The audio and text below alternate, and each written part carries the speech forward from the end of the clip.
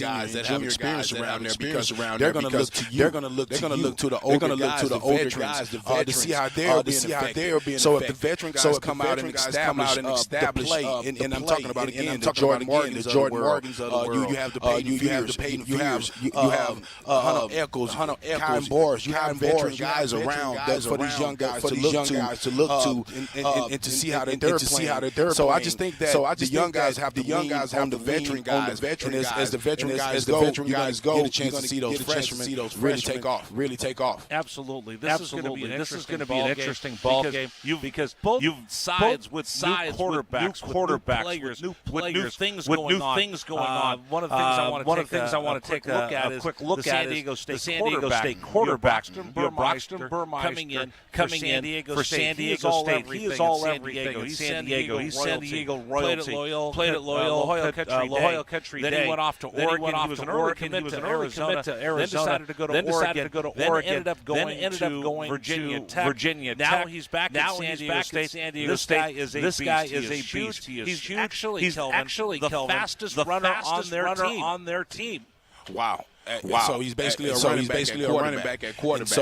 And so now already tough running game. They ran the ball 55 times for over 250 yards on us last year. Now you have to worry about a quarterback fake the handoff and take off, or drop back on the pass and nothing open, and he can take off on you, and that's tough. And again, Glenn, remember, we're going to see a new defense for Arizona this year. Last year, Don Brown ran the 3-3-5. Now Nansen, we're going to talk a little bit about him, the new defensive coordinator. He's going to run 2-5. He's going to be bend, don't break. He's not going to be as aggressive as Dr. Blitz. So we'll have to see how they end up trying to corral this running dual threat quarterback. And the key to that is gap integrity. You got to have gap integrity to keep Braxton in the pocket and don't let him get loose. If you try to play your own game, guys up front, there's going to be some gaping holes that he's going to take advantage of and use his feet and get yards. All right, we've got so much to get to on our pregame show. We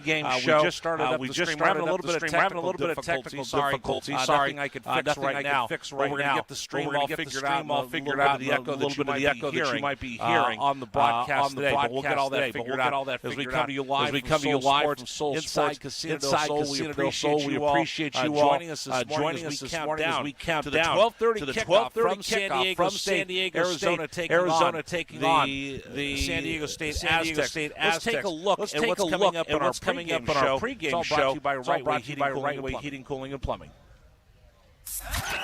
Let's take a look at the Right Way Rundown and see what's coming up on our pregame show. Brought to you by Right Way Heating, Cooling, and Plumbing. Doing things the right way. All right, guys, coming up in our pregame show, we've got a lot of new features in our pregame show. I'm kind of excited about some of the stuff we have coming up, Glenn. We're going to have In the Huddle with Hal coming up next. You have a special guest that's going to come down and do a little X's and O's with us. Yes, we are. We're going to have Al Bubba Gross, and it's going to be exciting to have him on. That is cool. You guys are going to break down defensive back play, and especially I think one of the keys is how are you going to be able to corral that San Diego State running attack? Yeah, and it's going to be important to talk about what the safeties and the corners, what their responsibilities are going to be, and no better person to talk to is to Al Gross, who is a first-team All-Pac-10 defensive back and original member of the Dog Pound. Love it. All right, Cleveland. A little bit later, we're going to have Captain's Corner. Kelvin Efon, our captain's going to get us ready for the game. Are you ready to go? Do you got your pregame speech ready? Oh, man, all ready to go, man. Always hyped up, especially on game day. All right. Also, I'm excited about this. This is something we sat down and we talked about during the offseason. How can we upgrade the pregame show? This is the 10th year you guys have been behind the microphone doing the pregame show. I said, guys, what have you always wanted to do? One of the things you said was, and we do this during Arizona State Week, is we have a ton of former players come in. Well, we should do that all the time. We should talk about the traditions of Arizona football. So we are going to kick off a new segment coming up in the next hour, Players Only Meeting. I get out of the way. You guys talk. Tell me about who we have coming on today. Oh, we have Barrett Baker, former team captain of the 12-1 team, special teams. I just got a chance to meet him the other day at practice. Man, great guy, yes. man. Played with him. Special teams guy, was a walk-on, but ended up earning a scholarship. I think he's a great guy to talk to today because, playing against San Diego State and their special teams, the way that they play and what we need to establish here at Arizona, I just think he's the perfect guy to speak on that. All right, who else are we going to get today? I also have Ortiz Jenkins coming up to the captain, Kelvin's corner. Having Ortiz Jenkins, former team captain, 12-1, leap by the lake, quarterback. Oh, so we got both of them. We got 3 Wildcats today, along with my 2 Lettermen. Yeah, and just we're bringing it, dude. We're bringing it this year. I'll tell you that right now. We're bringing it this year for our pregame show. Yeah, for sure. That's awesome. Oh yeah. All right, we're getting you ready for football. We're live at Casino del Sol, Inside Sol Sports. We invite you to come by. We got all the games on television. We'll also run through the Pac-12 scoreboard for you. 2 games have already been in the books for the Pac-12 or 1-1. There's a big game today. Oregon will take on Georgia. You also have Utah going down to the swamp to take on them Gators. So we'll get into all of that coming up on the program today. But again, Wildcats fans, this is the Meridian. But again, we will be joined by Hal in the Huddle with Hal coming up next. All right, we're live on location inside Casino del Sol Sports. We invite you to come by and join us as we get you ready for football. It's Arizona, San Diego State coming up at 12:30 here on Wildcats Radio 1290. Bear down, Wildcats fans. Hey, is the echo still there? This is the Rich Herrera Radio Show. Now streaming on Facebook Live and YouTube at Wildcats 1290 and our website, wildcatsradio1290.com. Terry crosses middle, handed to Matherin between the rings. Over for Creasa. Checked by Campbell. High screen from Koloko. Creasa around it, drives right. Throw it for Koloko, who slams it down for 2. Lamb set. And the pitch to Susak, driven out towards right field. That is going to get down for a base hit and go all the way to the wall. Casagrande headed for third. They're going to wave him around. He's coming home, and the Wildcats have tied it up.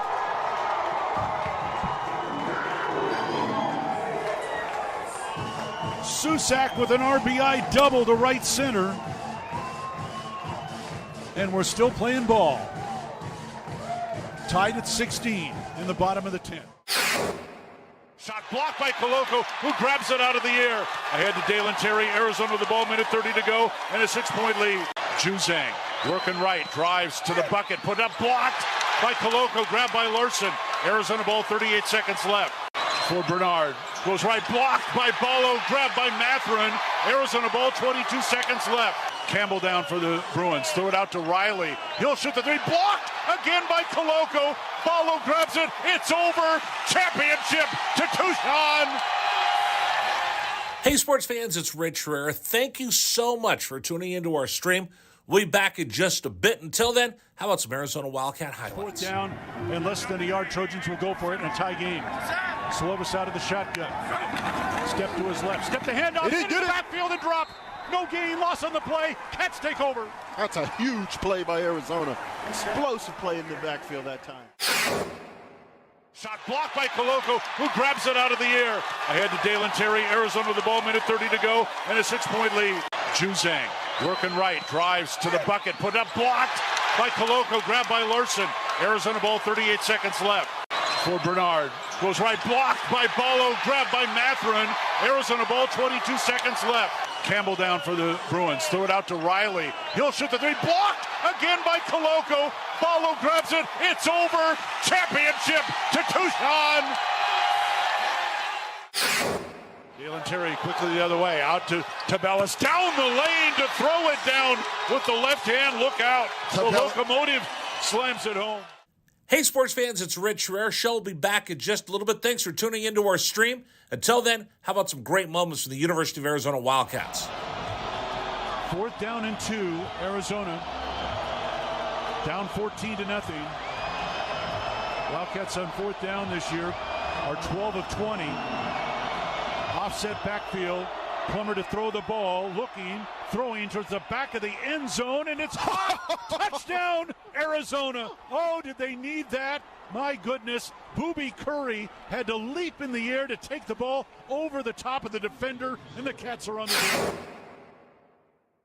ASU with the ball, Down by 11, 3 to go. Steal by Koloko. He's going to drive the other way and slam it home. And foul by Lawrence. Why Lawrence contested the big man, Christian Koloko, with defensive steal and flush. Lawrence picks up his third foul.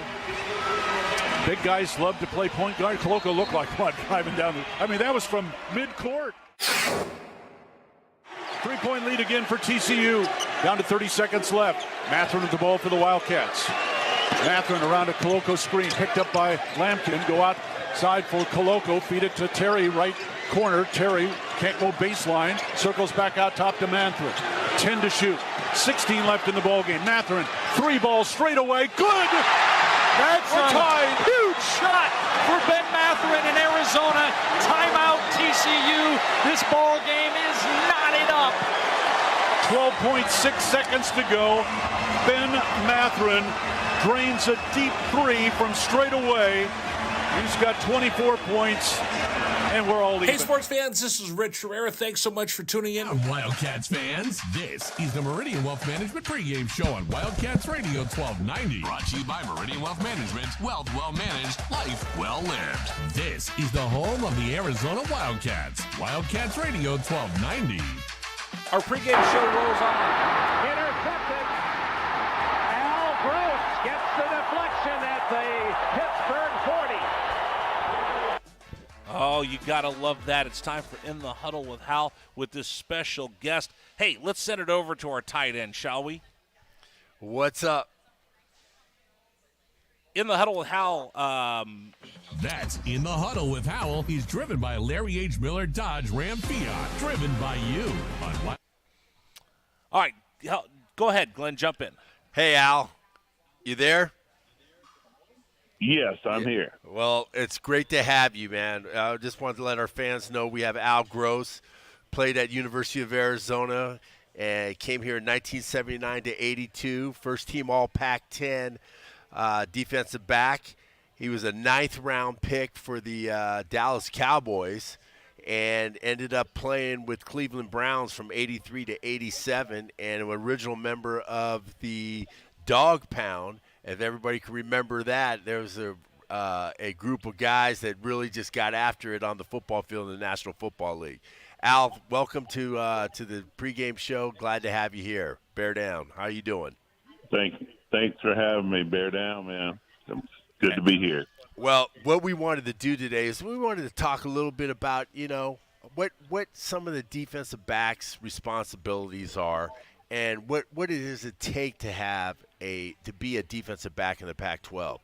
And we were looking at some questions. I was thinking about some things, about some X's and O's, about what we should be talking about with you, and I wanted to know, could you let our fans know what skills do you think a corner should have as opposed to a safety? Because we have corners that are on the outside, then you have safeties on the middle of the field. What do you think of the differentiation is there for those guys? Well, it's for a corner. First of all, you got to get athleticism and you got to have speed, because the game we got wide receivers that are running incredible. They're just basically track guys that are taught to catch football. So if you don't have speed out there in the corner's position, you're going to be in trouble.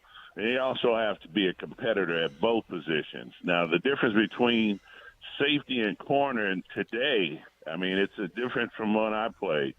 Now you got more coverage skills than you do tackling skills. Back when I played, the tailback was the premier position, so you needed to be able to tackle a lot better. Now you need to be able to cover and be instinctive and just be a competitor.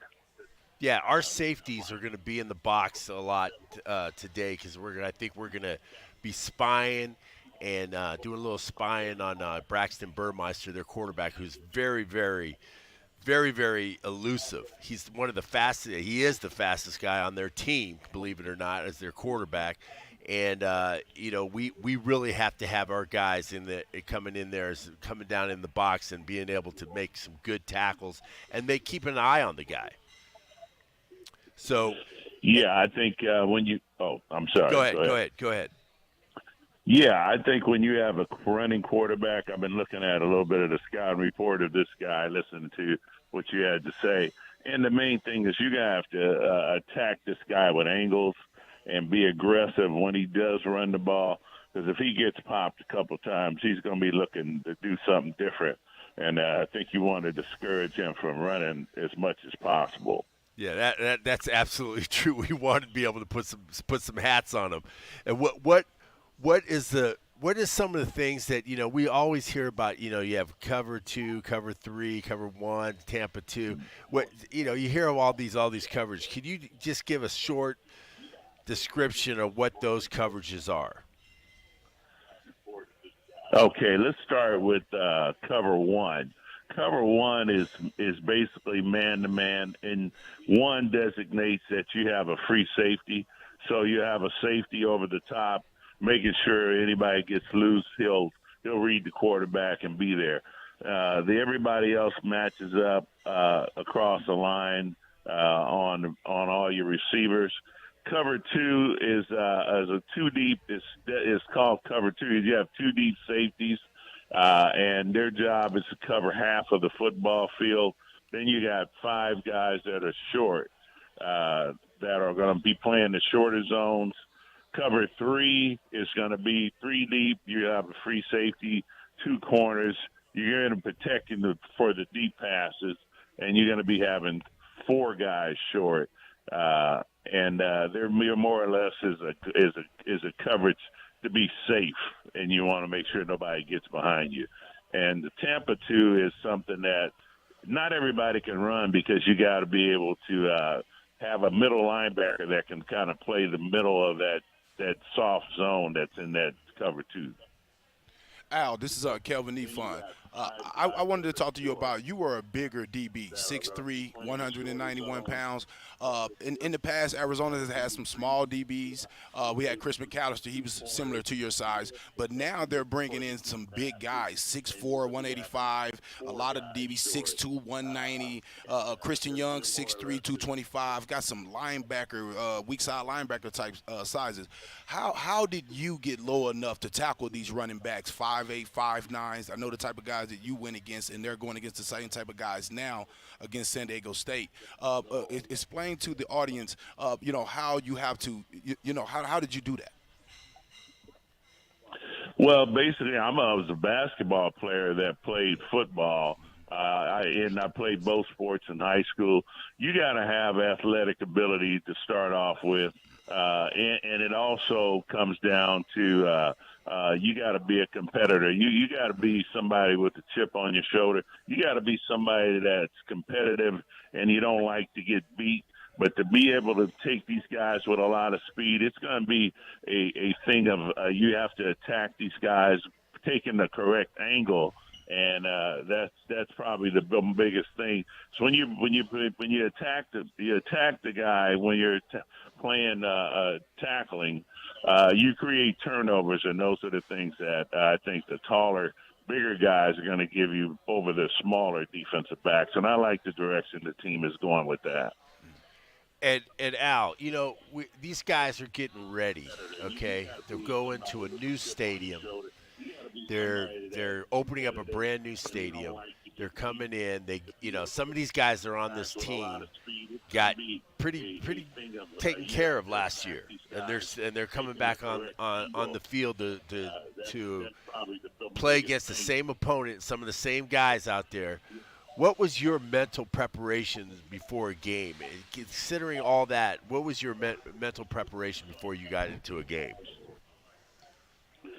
Well, the first thing I wanted to do is make sure I had my assignments down, and I went over my assignments, because each team changes with the tendencies of what they'd like to do each week. So you want to make sure that you got your coverages and everything. People, as a free safety, you're going to be directing on motion, who's got to do what, and communicating. So I'm going to make sure I'm sound on my assignment. Then the next thing is I'm going to start looking at my personnel that I'm going to be going against. I used to try to find something I didn't like about a guy to give me a little bit of an edge and say, okay, well, this guy didn't like you to be physical with him. So I would be saying, we got to have a group mentality this week that these guys, they want to catch touchdowns and be real pretty out here. So we're gonna make them play a little bit of dirty football and try to get them to get out of their game, kind of like upset their mentality. And I think today with that new stadium, I'd like if we could come home saying we spoiled their home debut, that would be beautiful. Yeah, that's what we're looking for today. And Al, tell us about, you think about the mentality. What kind of mentality did you guys have in the dog pound? What was your guys walking on the field when you started getting that reputation? What was your feeling about all you guys with how you felt when you guys hit the field, when you guys were at your top level? Well, our mentality was like this. We're here to prove something to these guys, and we played against a lot of all-pro players. And you can't be – one thing about it is we were trying to make a name for ourselves. The fans bought in. You got somebody who's a great player on the other side of the ball. We wanted to be able to do some things out there that elevated us to that level. And we would basically be playing – for pride, pretty much. And then the fans bought in with the barking and stuff. Those used to be the cheap seats. We played in the old municipal stadium where there was a baseball field and football. You shared that. You go from backpedaling off into the grass onto the dirt infield. We knew where all the spots were when it got real cold. The fans were in the end zone just standing behind you wearing crazy masks on. And it really drove us on, man. And it created a environment that still goes on today. And I'm really proud of that.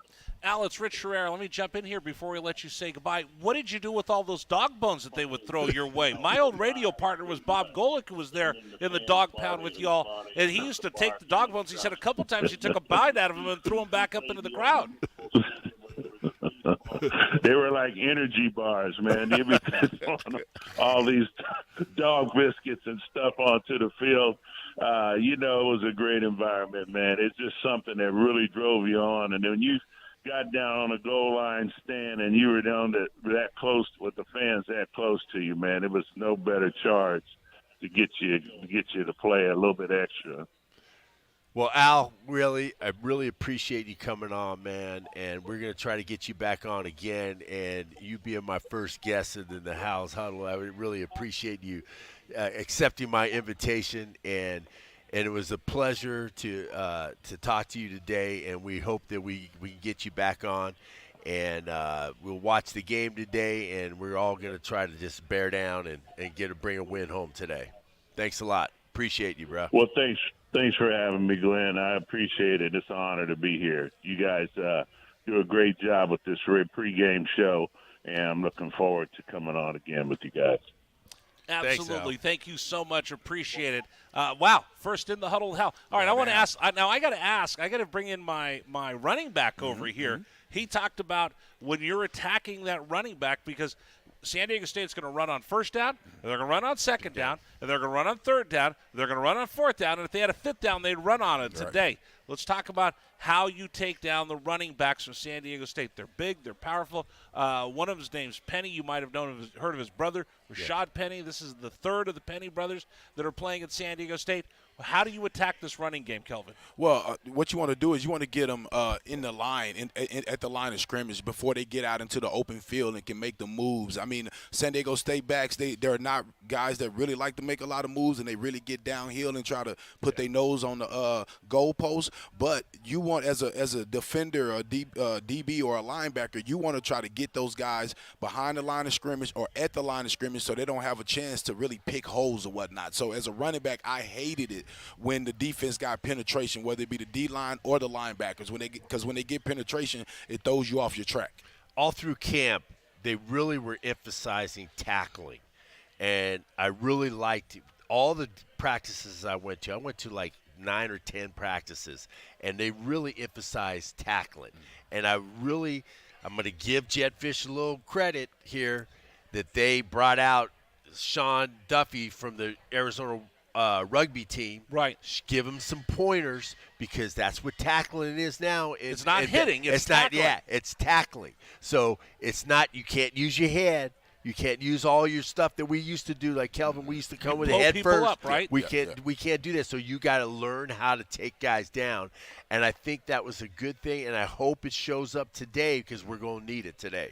And I was a little worried. I love to see Speedy Luke break that long run in the scrimmage. Right. But I was a little worried because he looked like San Diego State's back against us last year. Yep. So, we definitely going to have to shore that up. That was a part of the reason why I didn't like going down there so much, because I was like, I don't want to see. I want to see how it's going to look on the field, because it does look a little different there. Yeah. Speaking of Speedy Luke, we'll talk about him. We'll talk about Michael Wiley. We'll talk about the room of running backs that I don't know. I think they have temporary chairs in there, Kelvin. Man, they probably knocked out a wall because that room is so big. We'll take a look at the offense coming up next.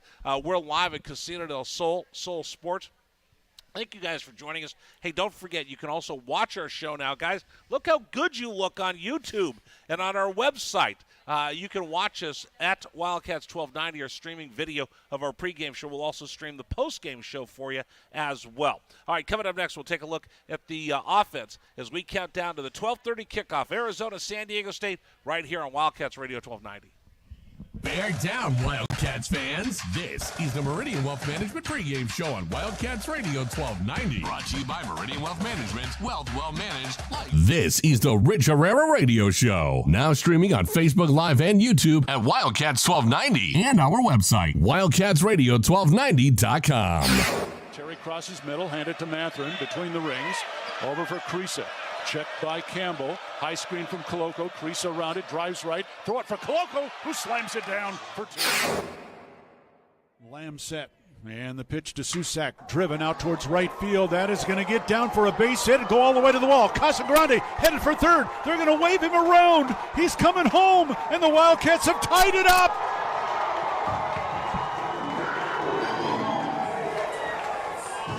Susak with an RBI double to right center. And we're still playing ball. Tied at 16 in the bottom of the 10th. Shot blocked by Koloko, who grabs it out of the air. Ahead to Dalen Terry, Arizona with the ball, minute 30 to go, and a 6-point lead. Juzang working right, drives to the bucket, put up, blocked by Koloko, grabbed by Larson. Arizona ball, 38 seconds left. For Bernard, goes right, blocked by Ballo, grabbed by Matherin. Arizona ball, 22 seconds left. Campbell down for the Bruins, throw it out to Riley. He'll shoot the three, blocked again by Koloko. Ballo grabs it, it's over. Championship to Tucson. Hey, sports fans, it's Rich Herrera. Thank you so much for tuning into our stream. We'll be back in just a bit. Until then, how about some Arizona Wildcat highlights? 4th down and less than a yard. Trojans will go for it in a tie game. Slovis out of the shotgun. Step to his left. Step the handoff. Into the backfield and drop. No gain, loss on the play. Cats take over. That's a huge play by Arizona. Explosive play in the backfield that time. Shot blocked by Koloko, who grabs it out of the air. Ahead to Dalen Terry, Arizona with the ball, minute 30 to go, and a 6-point lead. Juzang working right, drives to the bucket, put up, blocked by Koloko, grabbed by Larson. Arizona ball, 38 seconds left. For Bernard, goes right, blocked by Ballo, grabbed by Matherin. Arizona ball, 22 seconds left. Campbell down for the Bruins, throw it out to Riley. He'll shoot the three, blocked again by Koloko. Ballo grabs it, it's over. Championship to Tucson. Dalen Terry quickly the other way, out to Tabellas, down the lane to throw it down with the left hand. Look out. The locomotive slams it home. Hey, sports fans, it's Rich Herrera. Show will be back in just a little bit. Thanks for tuning into our stream. Until then, how about some great moments from the University of Arizona Wildcats? 4th down and 2, Arizona. Down 14-0. Wildcats on 4th down this year are 12 of 20. Offset backfield. Plummer to throw the ball, looking, throwing towards the back of the end zone, and it's caught. Touchdown, Arizona. Oh, did they need that? My goodness, Booby Curry had to leap in the air to take the ball over the top of the defender, and the Cats are on the board. ASU with the ball, down by 11, so they have to go. Steal by Koloko. He's going to drive the other way and slam it home, and foul by Lawrence. Why Lawrence contested the big man, Christian Koloko, with defensive steal and flush. Lawrence picks up his third foul. Big guys love to play point guard. Koloko looked like one driving down. That was from midcourt. 3-point lead again for TCU. Down to 30 seconds left. Matherin with the ball for the Wildcats.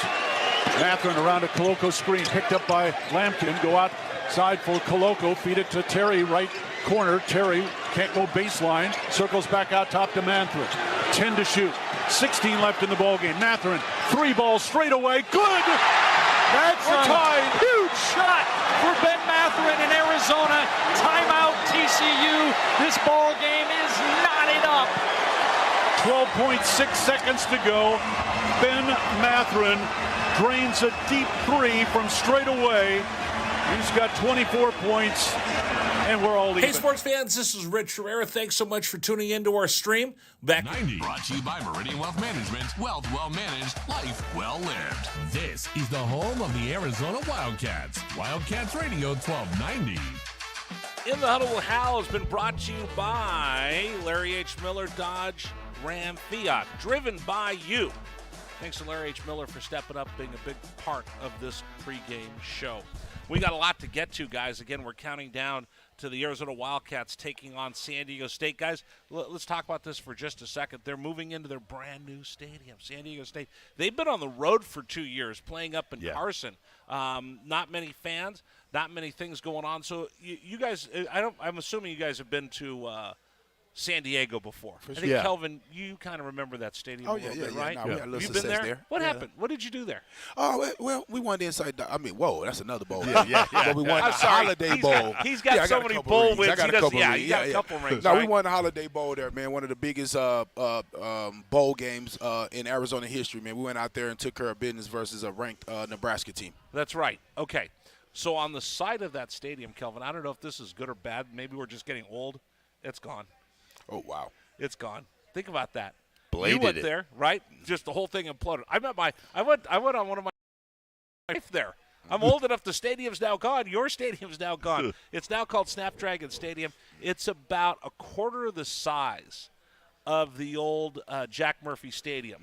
It's a smaller stadium. The footprint on it's a lot smaller. In fact, that whole area where the stadium was, and many folks from Arizona have been over to San Diego before, that's all been leveled, and they're actually building a second campus for San Diego State in that spot.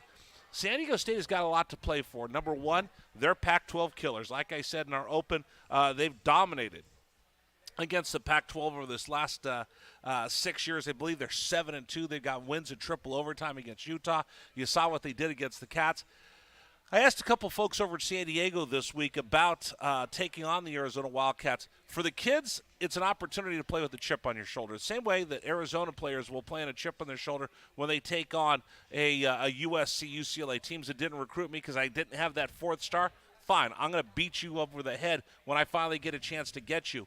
San Diego State, Kelvin, is a little bit like that because these are kids that didn't have that 3-star. They had a 2-star, 1-star, and they ended up going to San Diego State because the Pac-12 didn't recruit them. They have a chip on their shoulder. Yeah, these guys have a chip on their shoulder. You're from San Diego. You're from the West Coast. You want to play in the biggest, best conference. Of course, you want to play at USC, UCLA, Arizona, Washington. So when you get to a school like San Diego State, you go there because you're looking up and down the schedule, and you say, we get to play a Pac-10 or Pac-12 team every year, once or twice. This is an opportunity to show these guys that they made a mistake. So that's the exact way that they built this team. If you look at the way that they have their identity of running the ball, that right there just tell you what type of character they're coming, especially in a time where everybody's throwing it 60 times. Right. They're running it 60. Brady Hoke is playing that Big Ten style football he had in Michigan. He came back.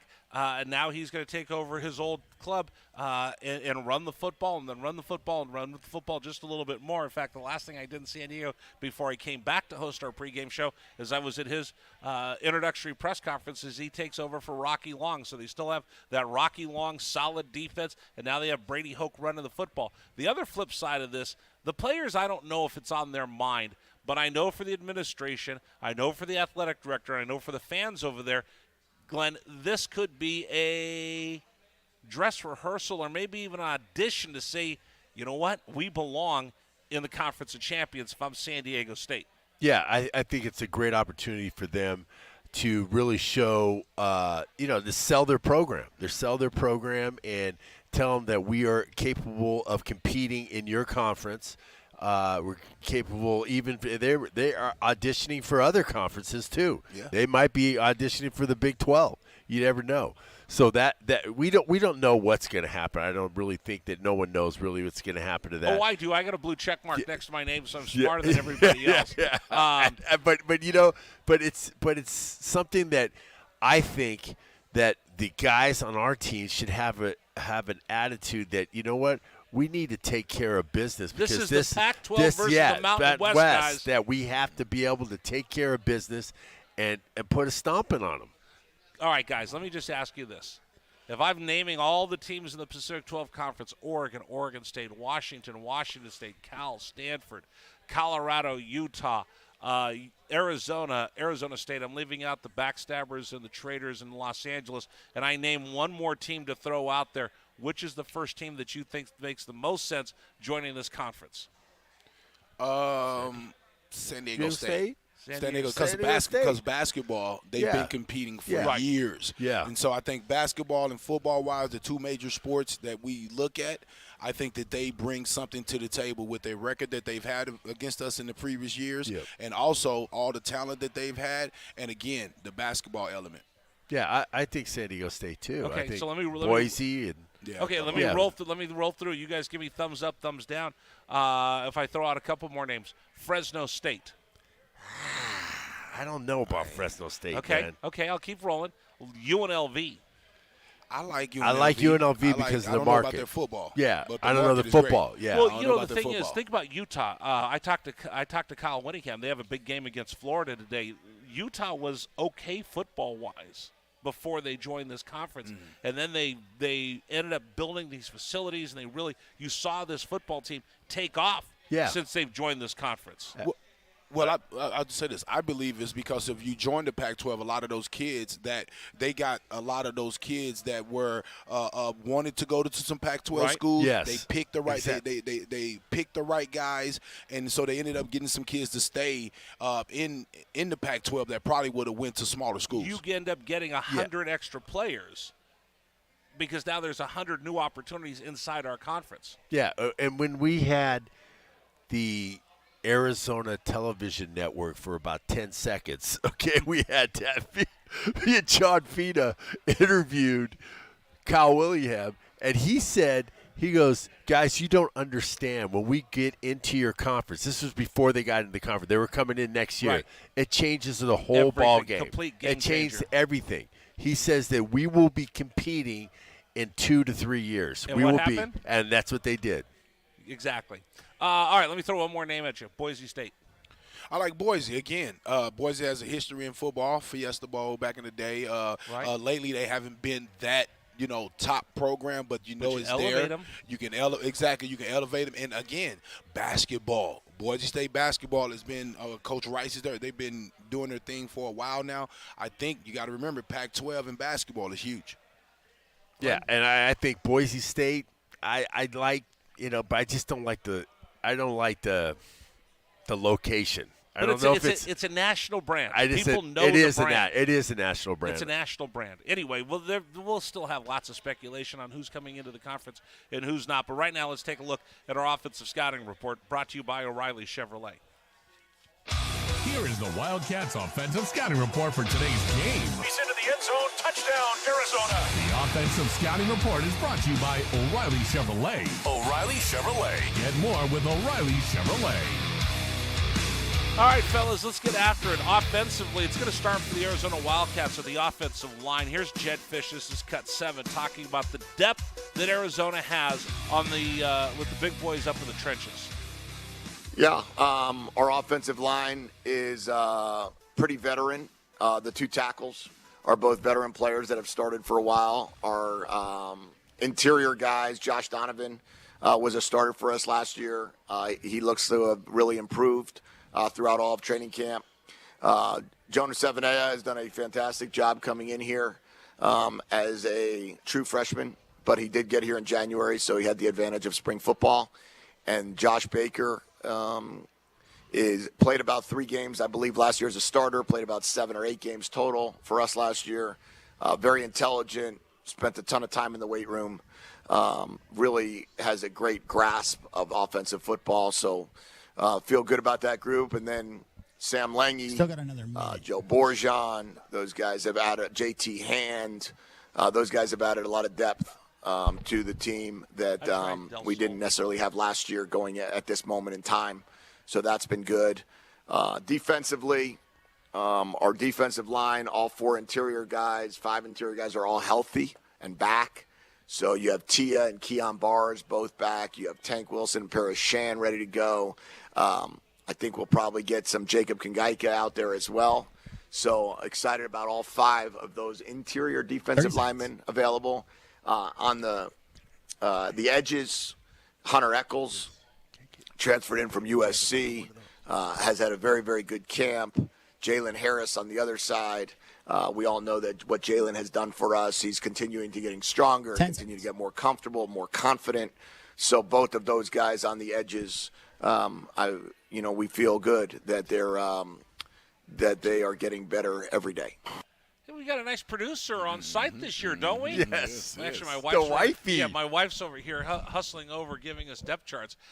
There's Jed talking about the depth on both sides of the football, but primarily offensively, Kelvin. We need these guys to open up some holes for a whole room full of of running backs. Yeah, you got a room full of running backs, but at the end of the day, without the offensive line, doing their job and blocking that front 7, it's just going to be tough for those guys to be able to get, any sled and be able to get any traction. So, it's just very important for this offensive line to toughen up. They have experience. They have size. They look the part. It's just going to be very important for those guys to be tough. You have to establish that run. These guys are tall, and they have to get low. They have to get low and get under their guys and push them and get a stalemate. We need a surge. We need a surge. I mean, and if we can't get the surge, we have to have a body on a body just so it can give the running backs a lane to be able to see. Glenn? I said that the game is going to be won right up front. If we are not physical, we are going to lose this game bad. I think if we don't go out and take the first punch, if we're not physical, I want to see some nastiness in our guys. Some guys that really want to get after it, and we got to understand on their side of the ball, they got 3 freshmen that are going to be starting for them. They're going to be in there, redshirt freshmen for San Diego State. San Diego State. We have some veteran guys up there. They got 3 guys up in front. We got to just get after them. And there's no question of what we need to do, because that's going to be the ball game. If we don't do that, it's not going to be good for us. Match. And I put a tweet out, and I said these guys got to be smart but nasty. Yes. You have to be more nasty. More nasty, because at the end of the day, you're playing against a San Diego State team that's their calling card. They're coming to out-tough you. Yes. And so you have to, meet that force with force, and you have to be ready to battle and fight those guys the whole game. And what you said is smart. If you know your assignment, that's when you can be really aggressive. Yes, sir. If you are not, if you're not assignment sound, if you're thinking,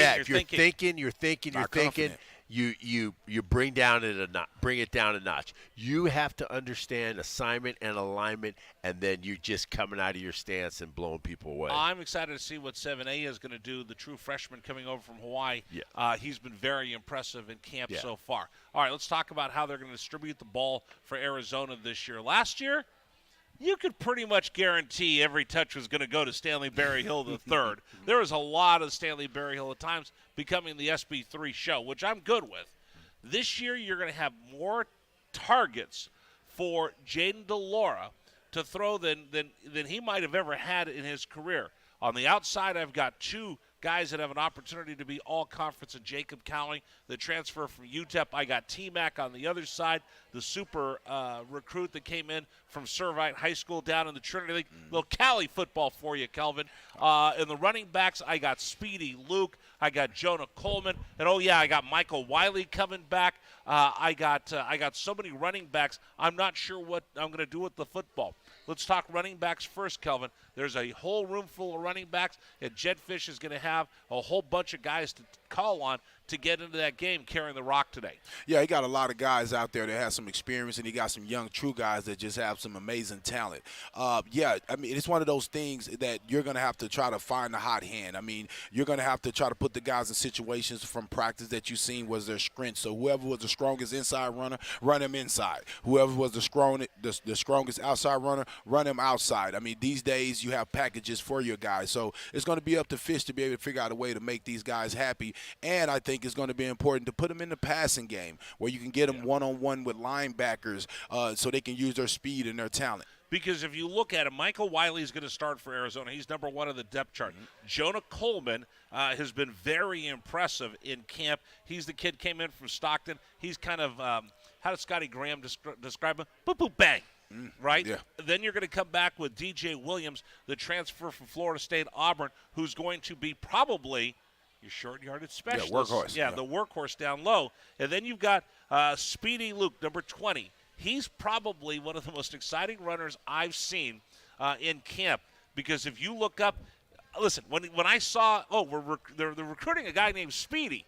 All right, that's a lot to put on you, right? That's a lot to put on you. He lives up to the name, folks. Yes, sir. Yes, sir. Now, he's a guy that's a track guy, but actually is a football guy. So when he's out there, he can see the hole. He can take his time.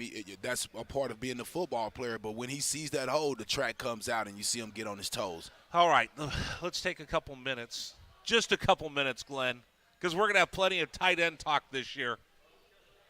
Arizona's going to use the tight end. We've seen it. Alex Lyon, Burnett, they've all been featured during camp. You have Jaden DeLaura out there. One of the big keys for me is, will Jaden DeLaura stay put? Will he extend out that extra half a second? Because when he's magic when he moves. He can run and extend plays with his feet, but his throwing percentage goes down when he's scrambling around out of the pocket naturally. Jed Fish has worked with him, and he's done a really good job of staying in the pocket so he could throw to the tight end who's going to be that safety valve that we've been begging for 2 years since I've been back to do the pregame show with you. But you also have guys that can extend the field. Jacob Cowling is something kind of special. Again, like Speedy Luke, he could just take off. Teteroa McMillan, you know what? There's been so much hype about him. He's lived up to it in camp. You've got Jones. You've got Joyner. Kevin Green Jr., somebody who's been impressive so far. There's a ton of talent that you have. Not forget about the way he finished the year. Yeah. Glenn, talk to me about where they're going to throw the football and how we're going to use the tight ends. But you only have 45 seconds to talk tight end, not an hour and a half. Well, I'm telling you, if the tight ends, if you get the tight ends involved, it's going to open up the wide receivers. It's going to open up the field for those guys. I think what they're going to do is San Diego State, they're going to press McMillan. They're going to stay off Cowens, because Cowens, when you catch 100 balls, you're getting off the line of scrimmage, okay? Right. If you could do that, they're not worried about him. But other guys, they're going to be pressing them. So if they're doing press coverage and they're doing that man-to-man, that's when you got to get to the tight end. You got to come to the tight end, get them in there, get them soft behind it so you can run behind them, get them running an option route, running an arrow, some kind of route where it's a short yards where the linebackers have to look for him, safety has to look for him, and then we can get behind them and go deep. There you go. That's a look at the offense as Arizona gets ready to take on San Diego State. That's the Wildcats Offensive Scouting Report. The Offensive Scouting Report is brought to you by O'Reilly Chevrolet. Yeah. O'Reilly Chevrolet. Get more with O'Reilly Chevrolet. All right, we've got more coming up here on our pregame show. We're live at Sol Sports, Casino del Sol, getting you ready for Arizona taking on San Diego State. We'll be on with you till 11. Then at 12:30, Brian Jeffries has all the play-by-play. We continue with you. It's the Meridian Wealth Management pregame show here on 1290. This is the Rich Herrera Radio Show. Now streaming on Facebook Live and YouTube at Wildcats 1290 and our website, wildcatsradio1290.com. Terry crosses middle, hand it to Matherin between the rings. Over for Krisa. Checked by Campbell. High screen from Koloko. Krisa around it, drives right. Throw it for Koloko, who slams it down for two. Lamb set. And the pitch to Susak, driven out towards right field. That is going to get down for a base hit and go all the way to the wall. Casagrande headed for third. They're going to wave him around. He's coming home, and the Wildcats have tied it up.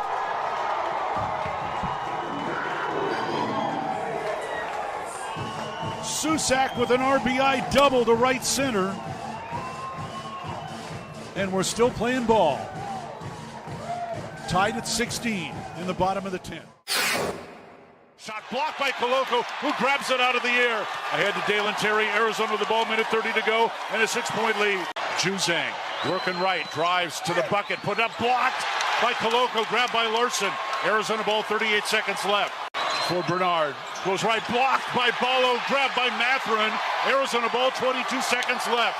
Campbell down for the Bruins, throw it out to Riley. He'll shoot the three, blocked again by Koloko. Ballo grabs it, it's over. Championship to Tucson. Hey, sports fans, it's Rich Herrera. Thank you so much for tuning into our stream.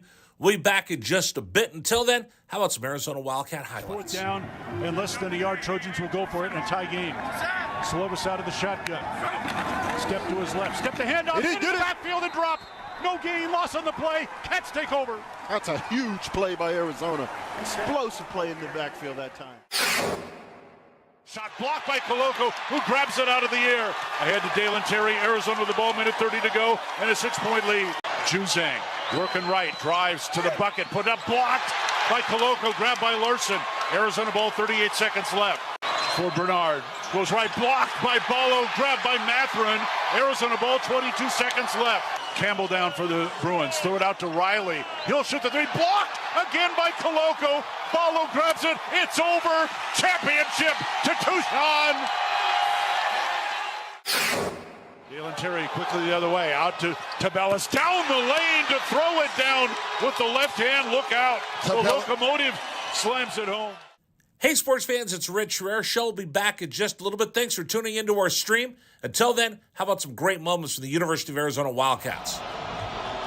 Fourth down and 2, Arizona. Down 14-0. Wildcats on fourth down this year are 12 of 20. Offset backfield.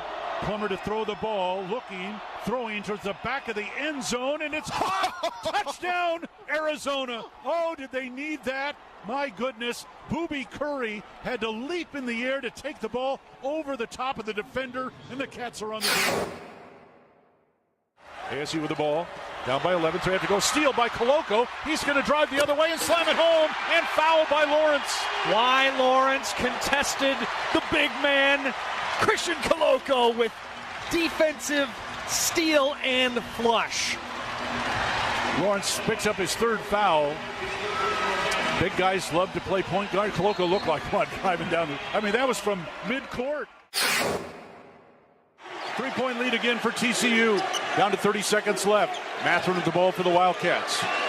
Matherin around a Koloko screen, picked up by Lampkin. Go outside for Koloko. Feed it to Terry, right corner. Terry can't go baseline. Circles back out top to Matherin. 10 to shoot. 16 left in the ballgame. Matherin, 3 balls straight away. Good! That's a huge shot for Ben Matherin in Arizona.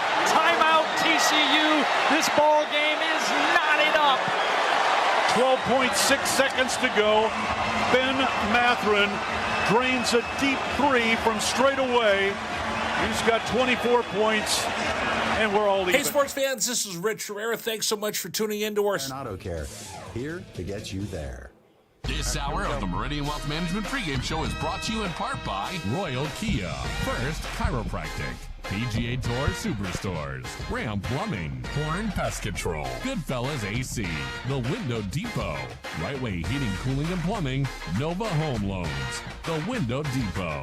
And by Meridian Wealth Management. Wealth well managed, life well lived.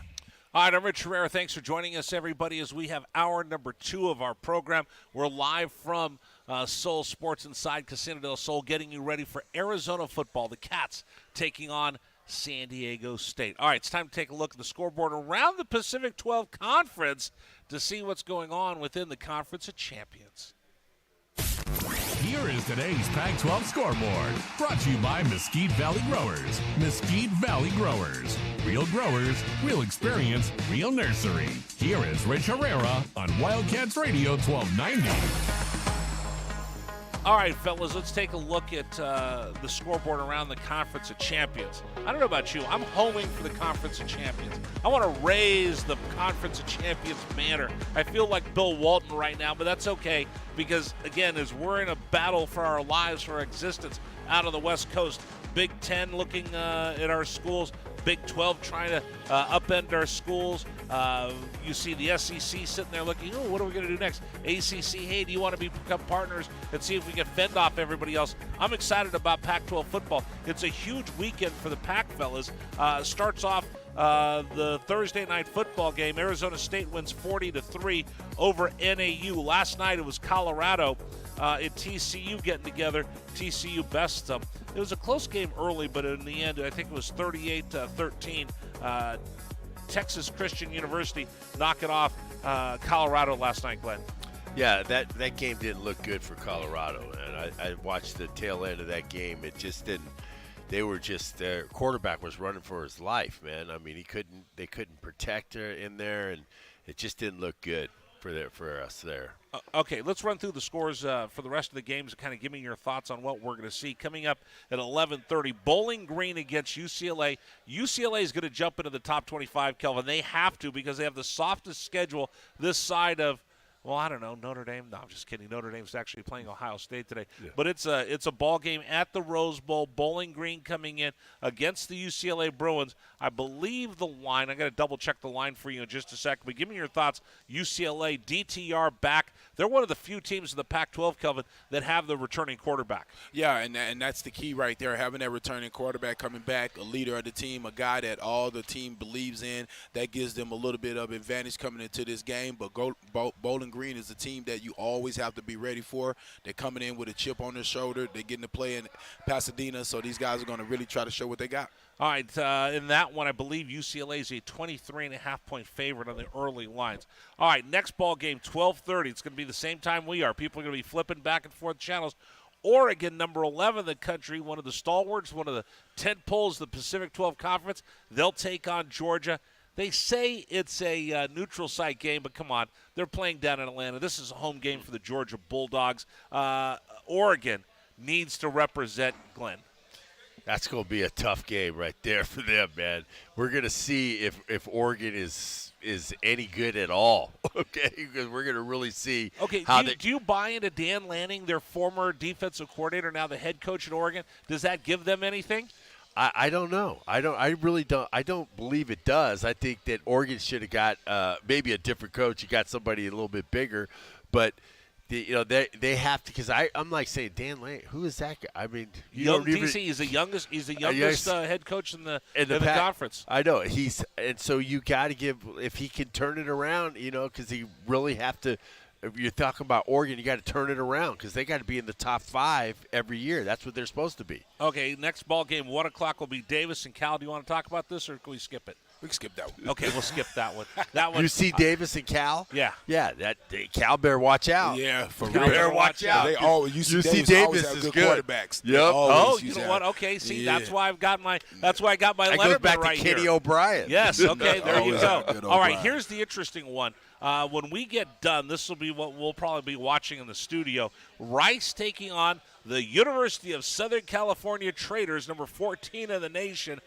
There's a lot of hype around USC. Lincoln Riley coming in, Caleb Williams, so many transfers. They remade their roster the same way Arizona did. But will they live up to the hype, guys? What do you think? if you're at Oklahoma, you're never wanting for money for anything. Nope. Okay? He couldn't get it done at Oklahoma. Why is he going to be able to do it at SC? Kelvin. I don't know. I think SC, I love Oklahoma. But does Oklahoma have the best talent in their conference? Yeah, I don't know. In the Big 12? But all I'm saying they is, did. I don't know about Texas. I mean, Yeah, they they're win better it, but than talent-wise, and all I'm saying They is this: beat 'em. I just think there's better talent that he's going to be getting at USC. I'm excited to see what he do there. I actually think he's going to be better than at Oklahoma, me personally. I don't think he will. All right, next ball game coming up at 4 o'clock. Now, again, this is a big non-conference weekend for the Conference of Champions. Pac-12 has Arizona taking on a Mountain West school. You've got Oregon taking on an SEC school. It's kind of interesting last year. Remember, Oregon beat Ohio State, but then the rest of our conference just kind of didn't get the job done in this first big weekend. Here's one of the ones I think that sets the tone for the Pacific 12 Conference. Utah, number 7 in the country, going down to the Swamp. I know, I can't do this. I got my man over here wearing Saturday or for the Knowles T-shirts. I got to do – don't get mad at me. Don't get mad at me. But I got to show everybody this is what they do with the Swamp when Utah comes in there to lay the smackdown on Florida. Right. Number 7, Utah's at Florida today, fellas. Right. Hey, I think Utah can win that game. I think they can win that game. You know, the only disadvantage is that Utah needs to win that game. Yeah, we need it for the Pac. Because Utah can run the ball. And Florida State was horrible in the run. Last Florida. year. Florida. Okay, Florida. I know, my man over here is distracting us with his Knowles T-shirt. Yeah, but Florida. I mean, I think they can run the ball down there. I really do think so, because that's what Utah's really good at. You know, I just worry about the travel on those long trips like that when you got to go down there and play. But if they can get it done, man, that's really going to show the strength of that team. Does he know that my wife's a Cane? If I throw up the U, is he going to get mad? Because he's bigger than I am. I'm not doing that. Colgate takes on Stanford. Yeah. Okay, we'll skip that one. Idaho taking on Washington State. This is, again, a big one. Washington State, Coach Dickert taking over. They've got the new quarterback coming over in Cameron Ward. This is going to be an interesting game because Washington State kind of remade themselves. And in a way, it benefits the University of Arizona because Jaden DeLaura was displaced as a quarterback with the new regime, and he ended up coming down to Tucson, and that's been a godsend for us. Yeah, him coming to us jumped our game perception of us winning games. I mean, it went up. For me, it went up 2 to 3 games. I know he was the freshman of the year, but you know what? He's got a swagger to him. He's been through this before. Listen, I would have been good with Noah Fafita starting, and I would have been good with Jordan McLeod starting. But I love the swagger that I see with Jaden DeLaura. And the one thing that I love about him is that when they were going through all that turmoil last year, he stepped up. Yeah. He was balling. So it didn't matter what the coach was. It didn't matter what player was on the field. This guy was figuring out a way to get it done. So to me, that makes me believe that he's going to bring some of that same type of moxie to this squad. So here's the other part of this. So you talk about the moxie. Remember, I talked about him. Accountability. The accountability thing. So he mentioned this. This is just a throwaway line, but it says so much for me about him. You remember last year when they won the Apple Cup, and he took that flag and he pointed and he planted Old Crimson. He went Baker Mayfield style in the middle of the W, in the middle of that scrum. I thought it was awesome. I loved it. I thought it was great. He actually said, you know what? He admitted that maybe I shouldn't have done that last year. I thought it showed me swagger. That's why I was excited to have him come to Tucson, because it was swagger. It was a dog that we needed.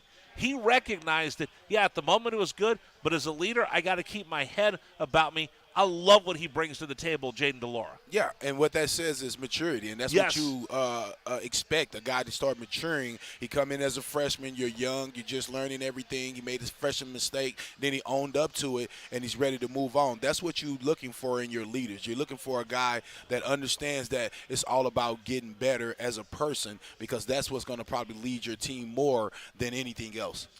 And just think of all the stuff that was happening at Washington State. Right. He was able to laser focus on his performance. He could have been all everywhere. Over and because throwing the towel. He didn't start the season. He wasn't the quarterback to start the season. He didn't take over until I think it was game 3 or 4.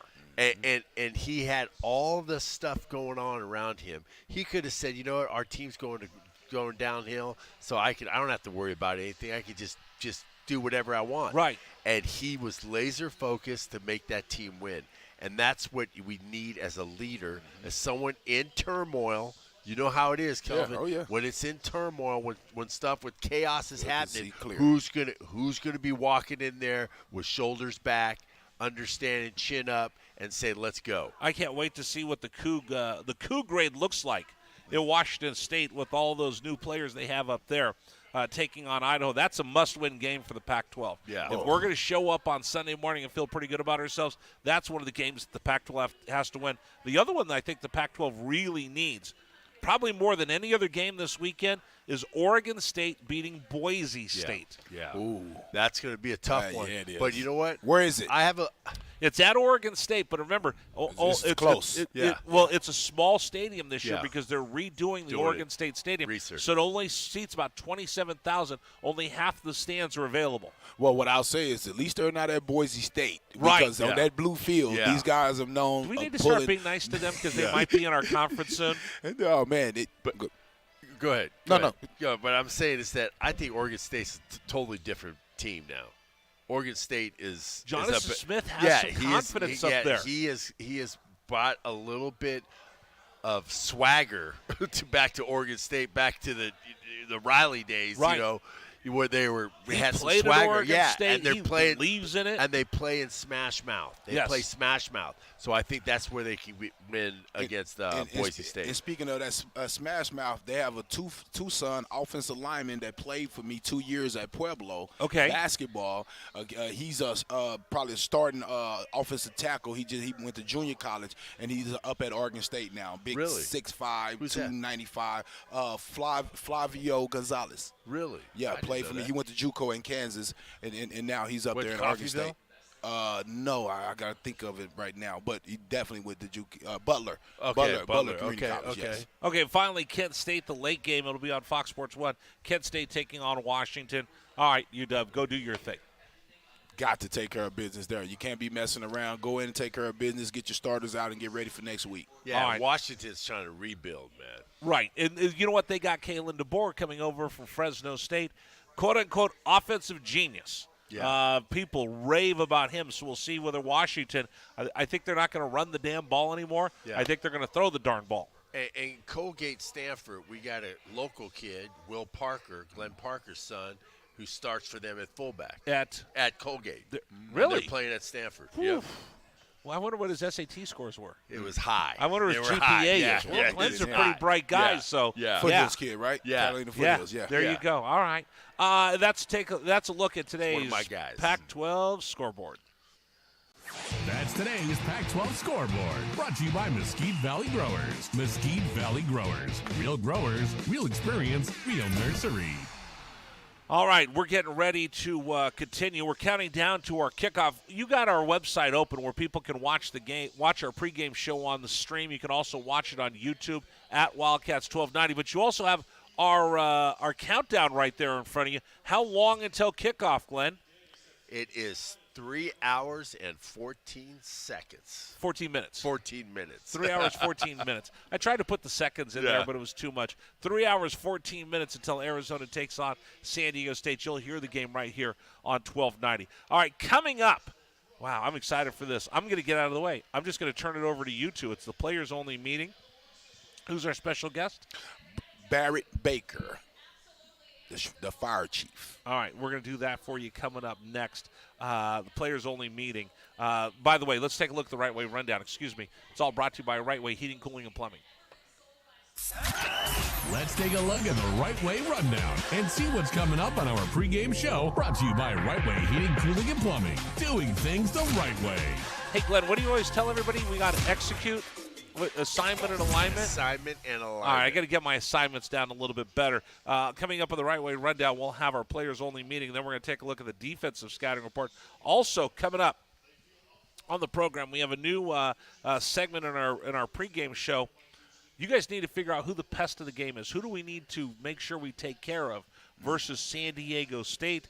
Coming up with a ball captain's corner. And then, of course, we'll have are keys to the game. All that coming up, and our rundown brought to you by Right Way Heating, Cooling, and Plumbing. We are closer and closer to kickoff. We're just 3 hours plus away as Arizona will take on San Diego State. We'll continue with you live from Sol Sports here at Casino del Sol. Rich Herrera, Kelvin Efon, the captain, Glenn Howell, getting you ready for football here on Wildcats Radio 1290. Bear down, Wildcats fans. This is the Meridian Wealth Management pregame show on Wildcats Radio 1290. Brought to you by Meridian. This is the Rich Herrera Radio Show. Now streaming on Facebook Live and YouTube at Wildcats 1290 and our website, wildcatsradio1290.com. Terry crosses middle, handed to Mathurin between the rings. Over for Creasa. Checked by Campbell. High screen from Koloko. Creasa around it, drives right. Throw it for Koloko, who slams it down for 2.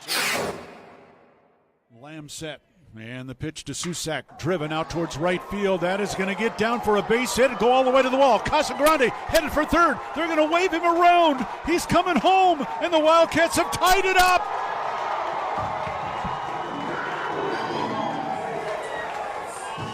Susak with an RBI double to right center, and we're still playing ball. Tied at 16 in the bottom of the 10th. Shot blocked by Koloko, who grabs it out of the air. Ahead to Dalen Terry, Arizona with the ball, minute 30 to go, and a 6-point lead. Juzang working right, drives to the bucket, put up, blocked by Koloko, grabbed by Larson. Arizona ball, 38 seconds left. For Bernard, goes right, blocked by Ballo, grabbed by Mathurin. Arizona ball, 22 seconds left. Campbell down for the Bruins, throw it out to Riley. He'll shoot the three, blocked again by Koloko. Ballo grabs it, it's over. Championship to Tucson. Hey, sports fans, it's Rich Herrera. Thank you so much for tuning into our stream. We'll be back in just a bit. Until then, how about some Arizona Wildcat highlights? 4th down and less than a yard. Trojans will go for it in a tie game. Slovis out of the shotgun. Step to his left. Step the handoff into the backfield and drop. No gain, loss on the play. Cats take over. That's a huge play by Arizona. Explosive play in the backfield that time. Shot blocked by Koloko, who grabs it out of the air. Ahead to Dalen Terry, Arizona with the ball, minute 30 to go, and a 6-point lead. Juzang working right, drives to the bucket, put up, blocked by Koloko, grabbed by Larson. Arizona ball, 38 seconds left. For Bernard, goes right, blocked by Ballo, grabbed by Mathurin. Arizona ball, 22 seconds left. Campbell down for the Bruins, throw it out to Riley. He'll shoot the three, blocked again by Koloko. Ballo grabs it, it's over. Championship to Tucson. Dalen Terry quickly the other way, out to Tabellas, down the lane to throw it down with the left hand. Look out. The locomotive slams it home. Hey, sports fans, it's Rich Herrera. Show will be back in just a little bit. Thanks for tuning into our stream. Until then, how about some great moments for the University of Arizona Wildcats? 4th down and 2, Arizona. Down 14-0. Wildcats on 4th down this year are 12 of 20. Offset backfield. Plummer to throw the ball, looking, throwing towards the back of the end zone, and it's caught. Touchdown, Arizona. Oh, did they need that? My goodness. Booby Curry had to leap in the air to take the ball over the top of the defender, and the Cats are on the board. ASU with the ball, down by 11, so they have to go. Steal by Koloko. He's going to drive the other way and slam it home, and foul by Lawrence. Why Lawrence contested the big man, Christian Koloko, with defensive steal and flush. Lawrence picks up his 3rd foul. Big guys love to play point guard. Koloko looked like what, driving down that was from mid-court. 3-point lead again for TCU. Down to 30 seconds left. Mathurin with the ball for the Wildcats. Mathurin around a Koloko screen, picked up by Lampkin. Go outside for Koloko, feed it to Terry, right corner. Terry can't go baseline, circles back out top to Mathurin. 10 to shoot, 16 left in the ballgame. Mathurin, 3 balls straight away, good! That's a huge shot for Ben Mathurin in Arizona. Timeout TCU. This ball game is knotted up. 12.6 seconds to go. Ben Mathurin drains a deep 3 from straight away. He's got 24 points and we're all even. Hey, sports fans, this is Rich Herrera. Thanks so much for tuning into our stream. Back at Game Show on Wildcats Radio 1290. Brought to you by Meridian Wealth Management. Wealth well managed, life well lived. This is the home of the Arizona Wildcats. Wildcats Radio 1290. All right, we're counting down to the kickoff tonight. This afternoon, I should say. Arizona taking on San Diego State, their brand new stadium, Snapdragon Stadium, will be christened. They're celebrating 100 years of San Diego State football as they welcome in the Arizona Wildcats. We'll see what happens. The ball game coming up at 12:30. But right now, I'm going to step out of the way because I got two Lettermen with us celebrating their 10th year behind the microphone, getting you ready for Arizona football. So let's get after it. It's time for our players-only meeting. Let's go inside the Wildcats Radio 1290 locker room for a players-only meeting. Here is our letterman, Glenn Howell, and the captain, Kelvin E. Fong. How you doing? How you doing? Hey, Barrett, how you doing, brother? Hey, it's game day. You ready to do this? Man, you know, man, hey, it feels like it's back in our day, man. 96, 97, 98, man, out there on the field, for sure. What's happening, Barrett? How you doing? Glenn, hope everything is good on your end. Like Kelvin said, man, it's a little bit different when you're retired, right? But we still get the butterflies. I'm excited for the crew today, and I think this is, you know, it's a big moment for Wildcat football, and I'm ready to watch the guys take care of business today. Yes, sir. Barrett, I know you've been to a lot of the practice. Tell me what have you saw? What do you think of the team? Do you believe that they are establishing a culture right now? What culture you see? You know, that is a cliche, but it's a cliche for a reason. Yes, sir. I think that we had become a program that unfortunately had accepted losing, and we have changed that to the expectation of winning, right? There has to be an expectation of winning, and it's not their fault, but our players don't know where that comes from because they haven't seen it. Right. For 5 years, we have not had the expectation of winning. This staff has revamped that, and I think on a day-to-day basis, what does Coach Fish say? Trust the process. Now, every coach in America says that, right? But at the end of the day, trust the process. We've had a great offseason. We've got some big transfers that have come into the program.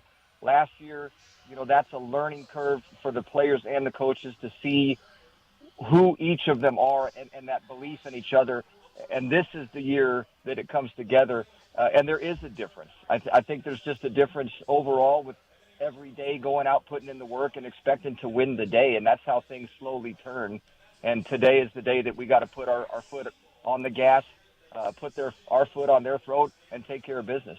Barry, you are a safety, special teams guy, came in as a walk-on, earned a scholarship. Talk to me a little bit about team captain as well. I said that before, but talk to me a little bit and tell me, have you seen any guys, walk-ons or anybody out there that had that same chip on the edge, anybody that you've taken a liking to? Let's go right to number 40, Ammon Allen. This is a kid that out of high school, he should have had offers. I mean, he's a big kid at the time. He's 6'3", 195. I think he's like the player of the year, and for some reason – there was coaching staffs that passed on him, and ours identified the fact that this kid has something, right? There is a love of the game that is very difficult to measure on tape, but he bet on himself. And he said, hey, they're being honest with me and saying if I come in and I take care of business that I can get that scholarship. And I love that about this staff. They reward the top 85 guys. They don't withhold scholarships to say, hey, maybe there's a high school kid in 2 years. If you put it on the field and you've earned it, then they reward that. So, you know, even Dante Smith, let's go another linebacker. He came in, he's busted his butt, and whether he gets 25 reps on defense, probably not. But he's going to give you his best on special teams, and as we know, that's 1/3 of the game. So just, you know, the guys like that, I think that's so critical for team success to say, I don't care what you were in high school. That does not matter. What are you doing at the University of Arizona? Are you showing up? Are you putting in the time in the off season? Are you putting in the time in the workouts? Are you doing the stuff that you're supposed to do academically? And they reward that. And it's huge for team chemistry. I think Ammons, by the time all is said and done, we're going to know the name number 40, not just Marcus Bell, but maybe a new kid that can represent that number. Wow, nice. Go ahead. And Barrett, man, you know, every team has a way of establishing toughness. How did you guys establish toughness for your team? What was your process? What was your things that you did? What are the kind of things that – because I think that this is what our team is – I think the teams in the last 2 years has really lacked is toughness. Being tough, being able to fight through things that, you know, that when you fight through with toughness, that's how you succeed. But if you don't have that toughness, you have nothing really to fall back on when things are going bad. I agree 100%, and that's the chicken or the egg one, right? The coaching staff has to establish that necessary aspect of football. It's a physical game. But if you have number 38 on your team, a Kelvin Efon, and he brings that toughness every day to practice, it doesn't matter if it's scout team or whatever it is. He's going to punch you in the mouth. He's going to make it hurt. And we need that enforcer. We need somebody to come in on our squad, and I don't know if it's Jerry Roberts, you know, is it CY, Chris Young at the safety spot. Accountability and toughness. And, I mean, in practice, I can tell you very distinctly before the 1997 Inside.com Bowl, I was blitzing on scout team and having some luck. Coach Babers put Kelvin Efon at running back. Man, he popped me and cut me another time to where I didn't want to blitz a third time. So, I mean, that's that expectation. That's the fact that you have to have somebody that comes in and holds 100 teammates to that level. And that comes from the team itself. So we got to identify somebody on that team that is not afraid to get in your face and hold 99 guys accountable to a certain level of physical football for 100 plays or 120 or 60. However many plays, it's got to be 100% of the time. And you know the thing that's really, I think, is sad is that nowadays they hardly even hit in practice, man. I mean, it's like thud. I was watching I was going to say, I was going to say this.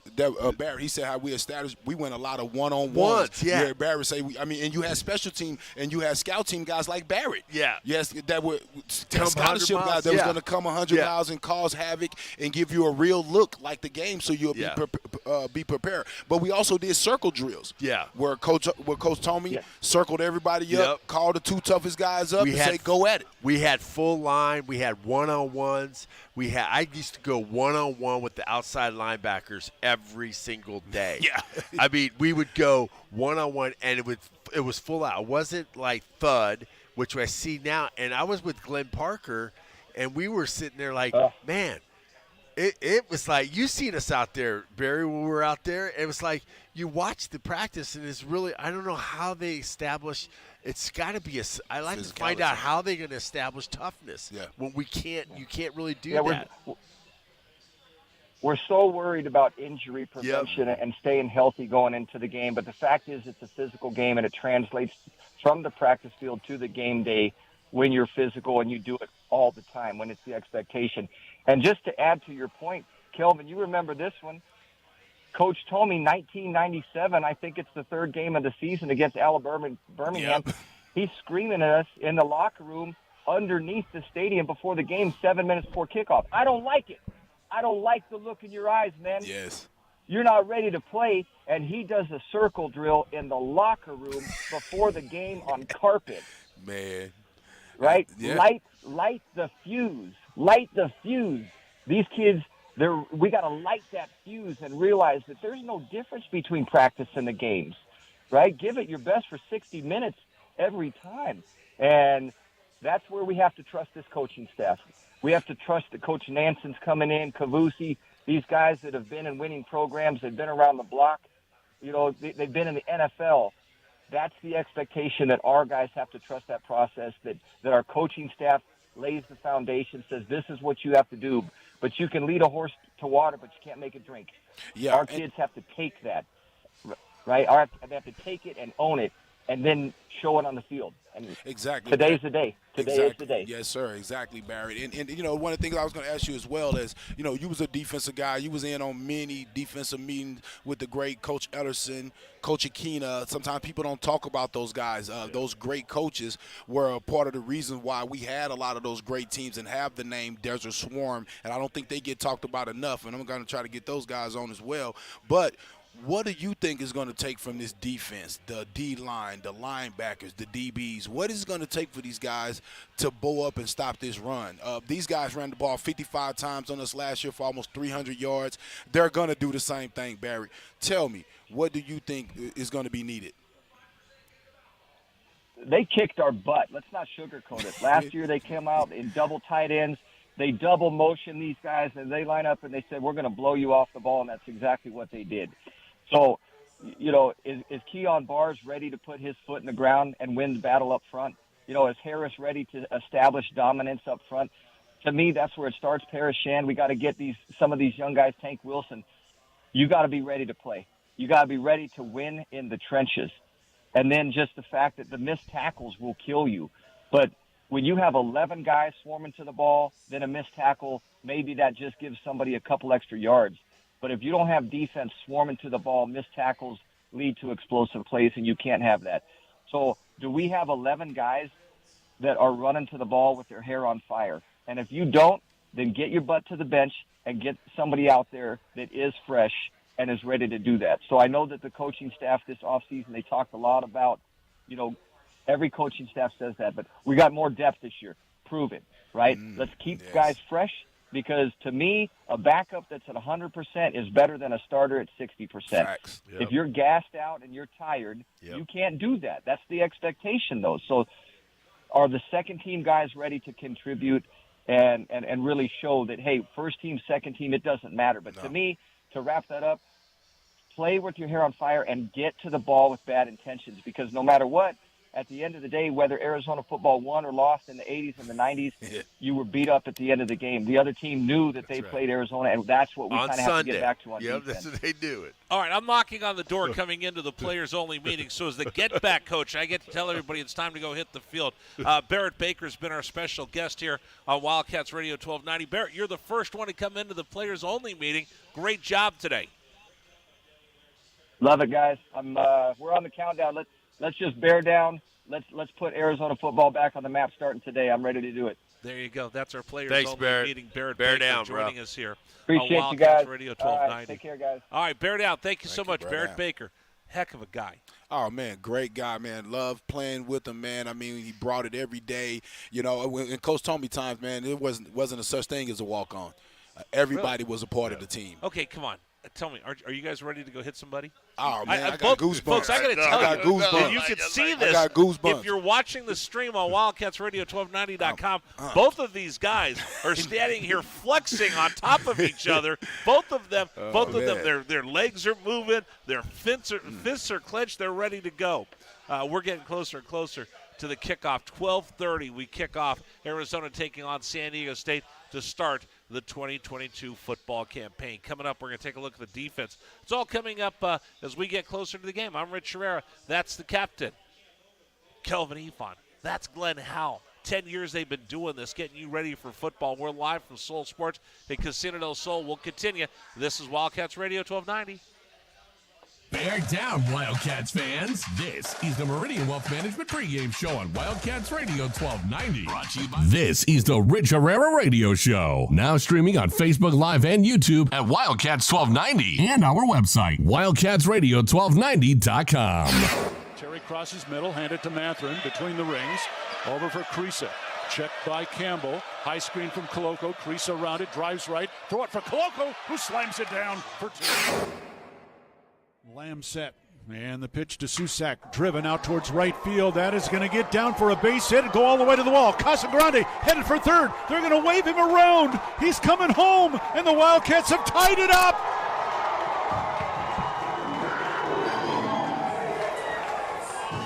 Susak with an RBI double to right center. And we're still playing ball. Tied at 16 in the bottom of the 10th. Shot blocked by Coloco, who grabs it out of the air. Ahead to Dalen Terry, Arizona with the ball, minute 30 to go, and a 6-point lead. Juzang working right, drives to the bucket, put up, blocked by Coloco, grabbed by Larson. Arizona ball, 38 seconds left. For Bernard, goes right, blocked by Ballo, grabbed by Mathurin. Arizona ball, 22 seconds left. Campbell down for the Bruins, throw it out to Riley. He'll shoot the three, blocked again by Coloco. Ballo grabs it, it's over. Championship to Tucson. Hey, sports fans, it's Rich Herrera. Thank you so much for tuning into our stream. We'll be back in just a bit. Until then, how about some Arizona Wildcat highlights? Fourth down and less than a yard. Trojans will go for it in a tie game. Slovis out of the shotgun. Step to his left. Step the handoff. Into the backfield and drop. No gain. Loss on the play. Cats take over. That's a huge play by Arizona. Explosive play in the backfield that time. Shot blocked by Coloco, who grabs it out of the air. Ahead to Dalen Terry, Arizona with the ball, minute 30 to go, and a 6-point lead. Juzang working right, drives to the bucket, put up, blocked by Coloco, grabbed by Larson. Arizona ball, 38 seconds left. For Bernard, goes right, blocked by Ballo, grabbed by Mathurin. Arizona ball, 22 seconds left. Campbell down for the Bruins, throw it out to Riley. He'll shoot the three, blocked again by Coloco. Ballo grabs it, it's over. Championship to Tucson. Dalen Terry quickly the other way, out to Tabellas, down the lane to throw it down with the left hand. Look out. The locomotive slams it home. Hey, sports fans, it's Rich Herrera. Show will be back in just a little bit. Thanks for tuning into our stream. Until then, how about some great moments from the University of Arizona Wildcats? 4th down and 2, Arizona. Down 14-0. Wildcats on 4th down this year are 12 of 20. Offset backfield. Plummer to throw the ball, looking, throwing towards the back of the end zone, and it's hot! Touchdown, Arizona! Oh, did they need that? My goodness, Booby Curry had to leap in the air to take the ball over the top of the defender, and the Cats are on the field. ASU with the ball, down by 11, 3 have to go, steal by Coloco. He's going to drive the other way and slam it home, and foul by Lawrence. Why Lawrence contested the big man, Christian Coloco, with defensive steal and flush. Lawrence picks up his 3rd foul. Big guys love to play point guard. Coloco looked like one driving down. That was from midcourt. 3-point lead again for TCU. Down to 30 seconds left. Mathurin with the ball for the Wildcats. Mathurin around a Coloco screen, picked up by Lampkin. Go outside for Coloco. Feed it to Terry, right corner. Terry can't go baseline. Circles back out top to Mathurin. 10 to shoot. 16 left in the ballgame. Mathurin, 3 balls straight away. Good! That's a huge shot for Ben Mathurin in Arizona. Timeout TCU. This ball game is knotted up. 12.6 seconds to go. Ben Mathurin drains a deep 3 from straight away. He's got 24 points, and we're all even. Hey, sports fans, this is Rich Herrera. Thanks so much for tuning into our stream. Back in just a bit. Until then, how about some highlights from the University of Arizona? McLeod's going to line up. This is the home of the Arizona Wildcats. Wildcats Radio 1290. We continue with you as we get you ready for Arizona, San Diego State coming up 12:30 here on 1290. Brian Jeffries, Lamont, love it. In the booth, Snapdragon Stadium, the first time they open up their new house. Wouldn't it be nice just to put a Wampin on the Wompcats? That was their original name. Wompcats? The Wompcats. They're celebrating 100 years of San Diego State football. It is going to be a packed house. It's going to be hot. It's going to be hot out there. 80 degrees? That's like a cold front them, for us. I told. That's what I said. I actually have a bet on this ball game as well. I bet their sideline reporter. But he was talking about how hot it was going to be. He was like, it might be in the hundreds. I go, dude, hundreds? We'll wear sweatshirts. That's exactly. chilly for us. That's like a Bring cold it, bro. front. Let's go. All right, let's get into it. Defense is going to be a big part of this football game. Let's get to our defensive spotlight and talk about what the Cats have to do to stop the Aztecs today. Let's look at Arizona's defensive scouting report for today's football game. And it's intercepted, picked off. Wildcats back with the ball the other way. They take over at the Colorado 42. The defensive scouting report is brought to you by Ram Plumbing. When your plumbing is in trouble, call Ram on the double. Okay, scouting report's pretty easy for the defense. San Diego State's going to take the ball. They're going to snap it. They're going to hand it to somebody. He's going to run. That's it. That's a scouting report. Or maybe they might throw the ball with their new quarterback that they brought in, the local kid who started La Jolla Country Day. Then he went off to Oregon. He was a one-time Arizona commit. Then he ended up at Virginia Tech, started all their games last year, and now for a senior year came back to America's finest city to play for the San Diego State Aztecs. We're talking about Burmeister, the quarterback for San Diego State. In fact, if we could jump ahead, JW, let's grab cut 12. This is Jed Fish talking about the quarterback for San Diego State. I guess so. I don't know. You're always going to have to be aware of quarterbacks that are dual threat guys that can throw and run. A little bit different in college than in pro football, where in pro football most of your quarterbacks that you're going against are probably more pocket passers than not. I would say in college football it's probably the opposite. So you're going to defend a college quarterback different than a pro quarterback. That was a question that I had asked Jed about. Do you put a spy on Burmeister? And I don't know what you do to try to stop him. This is a big kid, physical kid, their fastest runner, but he also has an arm. Glenn, you know a little bit about him. He's going to be a tough task for the Arizona Wildcats to stop today. Yeah, he's going to be a real threat with his feet and his arm. This is the first guy, if he gets protection, he's going to be able to get it to his receivers. And if he doesn't get protection, he's going to be able to get out. And that's the thing that I've been saying for weeks is about gap integrity. If we do that with our front four, with our guys up front, if they do gap integrity, he's not going to have running lanes. And I know that Nansen has really been emphasizing that all through camp, and it's important for them to understand that. Because, listen, you can't be selfish, because if I think that I'm going to make a play here and I leave my gap, you got to understand, you got to trust your teammate to say, hey, man, I'm going to take my thing. And if it's your turn to get the guy, then that's what's going to happen. And people, like when they say he only has like 2 tackles the whole game, he didn't have a very good game. He might have had a great game, the guy up front, because he was in his gap and the other guys make the tackle. Yeah, taking on blocks and making the linebacker. We should see our linebackers making 8 to 10 tackles a game.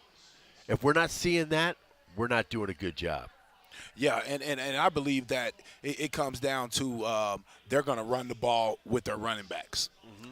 They like to hand it to the running backs and have those guys ram it up in there. And I think Braxton is going to be important, but I think it's going to be more important to stop their run game with their running backs and make them one-dimensional and make the quarterback have to beat you from the pass. Yes. I like that strategy, is let him beat us with the pass. Because if make him I'm putting do it. So many people in the box. Exactly. You're not going to beat me like you beat me last year. You're not going to embarrass me, run 60 times. And you're going to have to beat me. I love my DBs. We have 5 DBs, veteran DBs here. Beat me with the pass. I'm not going to allow you. I'm going to add extra guys in the box, and I'm going to force you to beat me over the top. So who's the most important person then? Is it Gunnar Maldonado who's going to have to step up there and take on the ball carrier 2 or 3 yards past the line of scrimmage? Because you're going to end up putting a lot of guys out there. Stooks is going to play a little bit today. We're going to have Isaiah Rutherford starting at one side. You're going to get a lot of CY, a lot of Jackson Turner, a lot of C-Row, and they might be out on an island at times. And I'll say this: if they're out on an island as far as against a receiver, I'm fine versus San Diego State right now. San Diego State is not going to kill you in the passing game unless you have your eyes in the backfield on play action type of plays.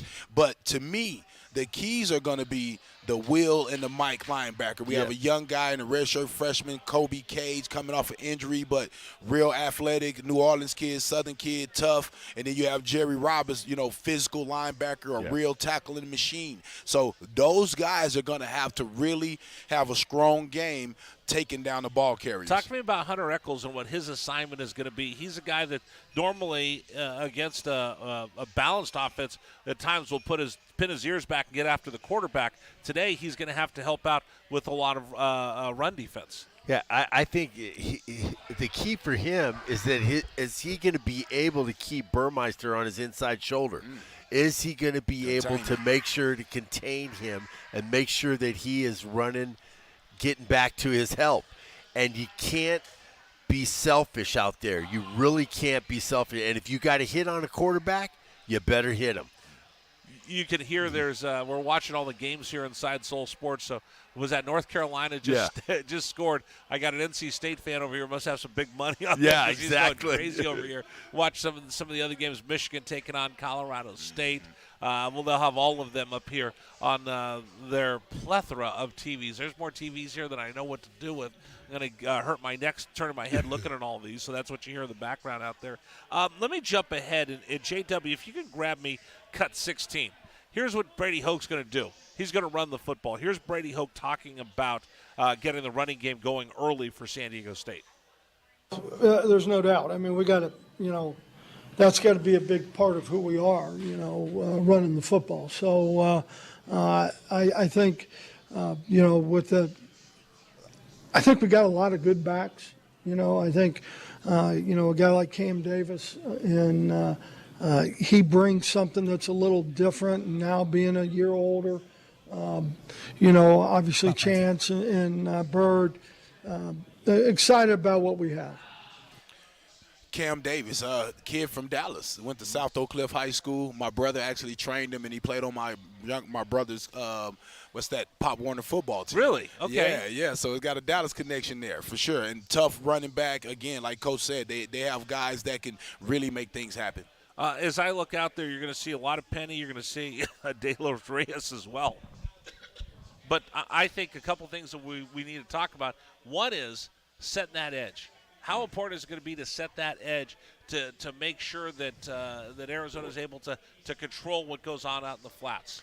It's so important. It's so important that you establish that and making sure you're funneling it back into the linebackers, funnel it back inside. And it's like you got to be disciplined. You guys can't a defense has to be really – a great defense is unselfish. It's a lot of times when you're playing defense, you want to rush to the ball. You got to get to the ball. You got to get to – I can beat this guy inside. But if you go inside, you're going to leave an opening. So you have to be disciplined. And with our guys on front – they got to be blockers.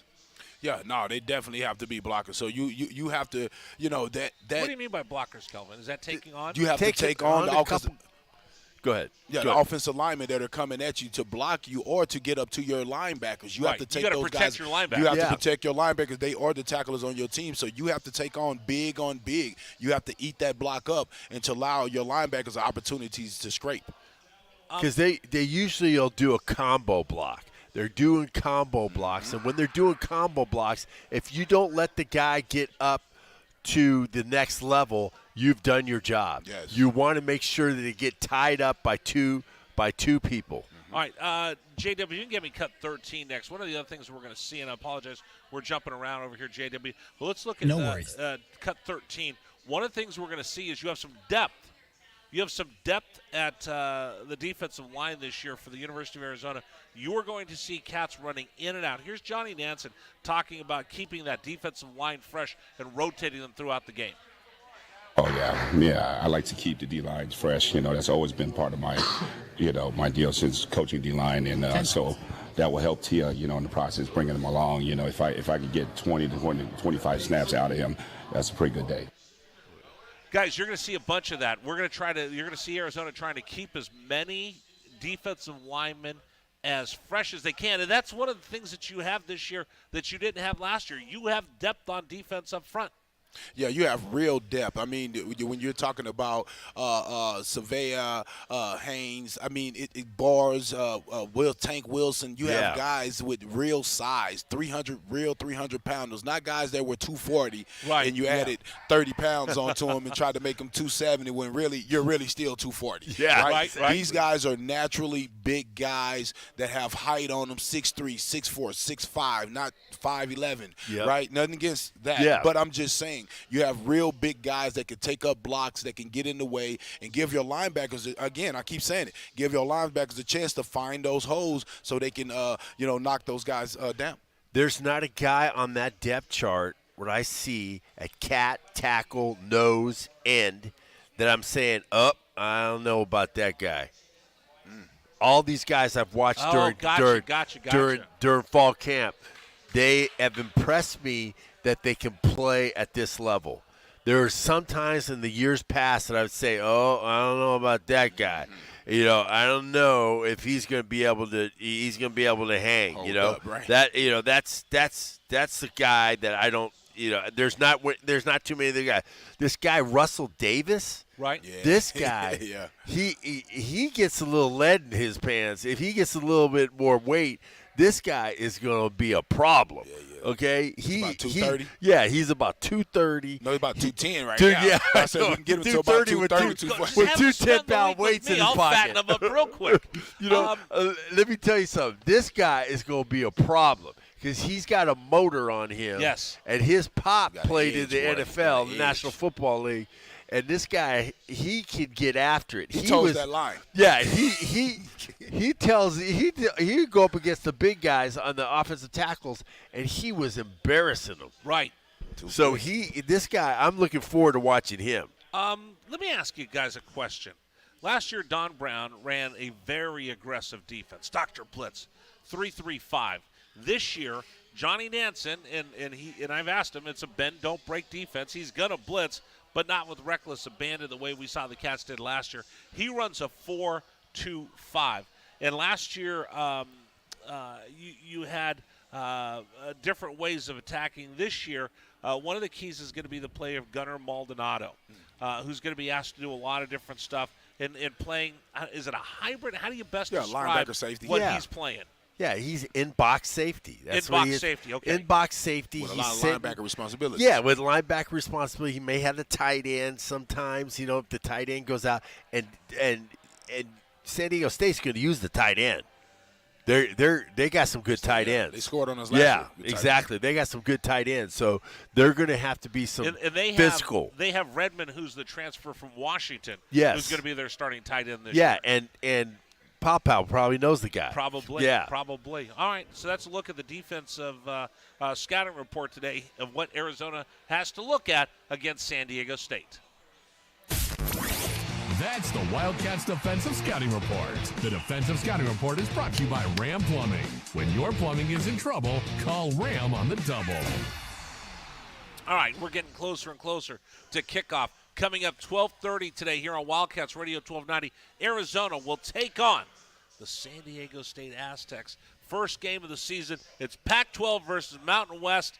We're going to get to our keys to the game a little bit later. We'll also come up with what we think as far as the best bets of the day. All of that coming up here as well. So we got a lot to get to. We got another hour to go before we turn it over to the network pregame show again. We're going with you till 11 o'clock. Then at 12:30, Brian Jeffries is ready for the kickoff live from San Diego Mission Valley Snapdragon Stadium. All of that coming up here on 1290. This hour of the Meridian Wealth Management pregame show is brought to you in part by Royal Kia. First Chiropractic. Okay, so the next PGA Tour Superstores. Ram Plumbing. Torn Dust Control. Goodfellas AC. The Window Depot. Right Way Heating, Cooling, and Plumbing. Nova Home Loans. The Window Depot. And by Meridian Wealth Management. Wealth well managed. It seems like we've been on the air for 5 minutes, right? The Labor Day pre-owned sales event is happening now at the new Royal Pre-Owned Supercenter at 22nd and Swan. As summer is winding down. This is the Rich Herrera Radio Show. Now streaming on Facebook Live and YouTube at Wildcats 1290 and our website, wildcatsradio1290.com. Terry crosses middle, hand it to Matherin between the rings. Over for Krisa. Checked by Campbell. High screen from Koloko. Crease around it. Drives right. Throw it for Koloko, who slams it down for 2. Lamb set. And the pitch to Susak, driven out towards right field. That is going to get down for a base hit and go all the way to the wall. Casagrande headed for third. They're going to wave him around. He's coming home, and the Wildcats have tied it up.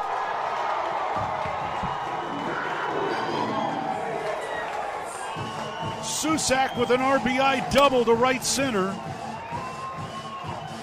And we're still playing ball. Tied at 16 in the bottom of the 10th. Shot blocked by Koloko, who grabs it out of the air. Ahead to Dalen Terry, Arizona with the ball, minute 30 to go, and a 6-point lead. Juzang working right, drives to the bucket, put up, blocked by Koloko, grabbed by Larson. Arizona ball, 38 seconds left. For Bernard, goes right, blocked by Ballo, grabbed by Matherin. Arizona ball, 22 seconds left. Campbell down for the Bruins, throw it out to Riley. He'll shoot the three, blocked again by Koloko. Ballo grabs it, it's over. Championship to Tucson. Hey, sports fans, it's Rich Herrera. Thank you so much for tuning into our stream. We'll be back in just a bit. Until then, how about some Arizona Wildcat highlights? 4th down and less than a yard. Trojans will go for it in a tie game. Slovis out of the shotgun. Step to his left. Step the handoff into the backfield and drop. No gain, loss on the play. Cats take over. That's a huge play by Arizona. Explosive play in the backfield that time. Shot blocked by Koloko, who grabs it out of the air.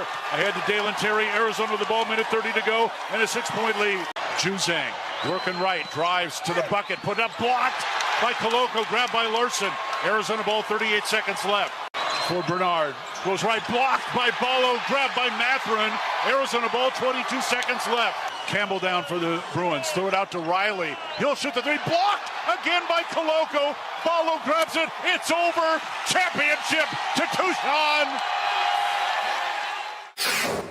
Dalen Terry quickly the other way, out to Tabellas, down the lane to throw it down with the left hand. Look out. The locomotive slams it home.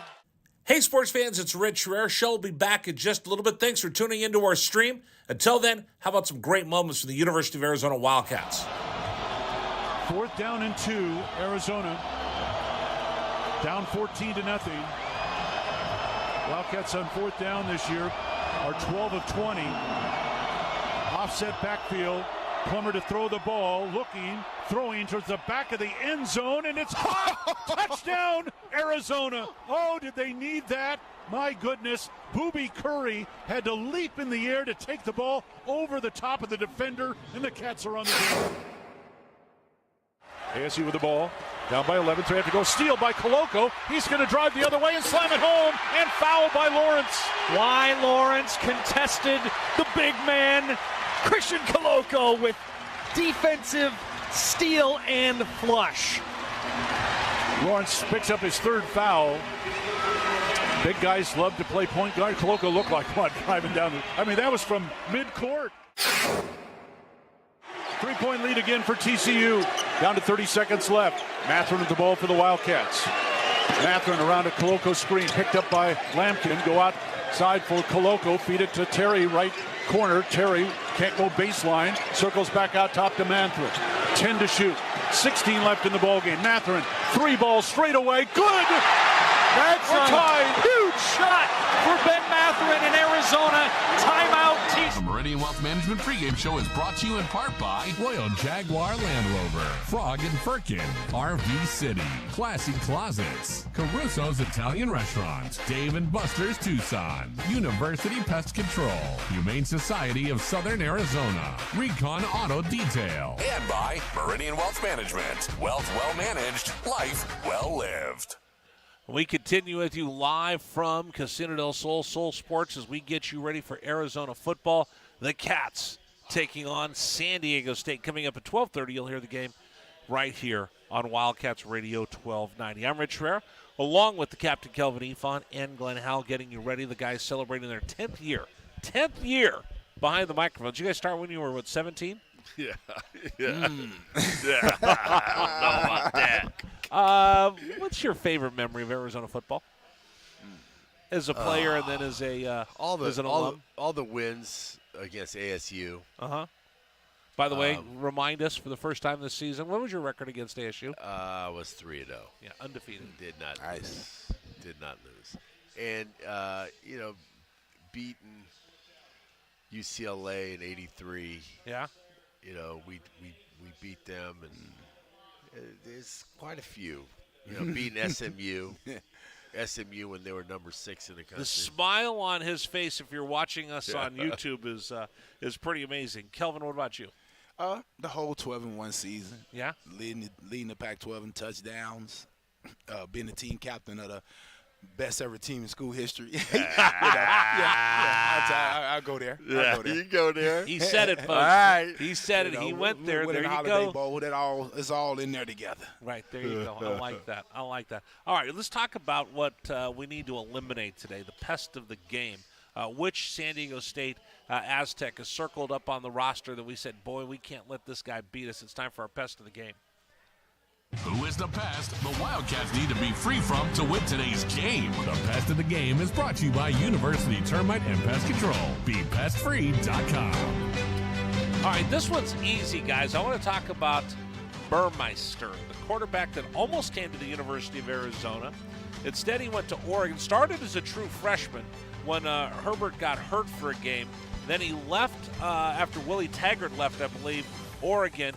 Went out to Virginia Tech, played in Blacksburg. They had a complete turnover of their coaching staff, so he went looking for a new school, went into the portal, and he got a chance to come back to San Diego where he was a star at La Jolla Country Day, and now he's going to lead the San Diego State Aztecs into this game. He's probably not a better guy that represents what Brady Hoke wants to be about than this young man.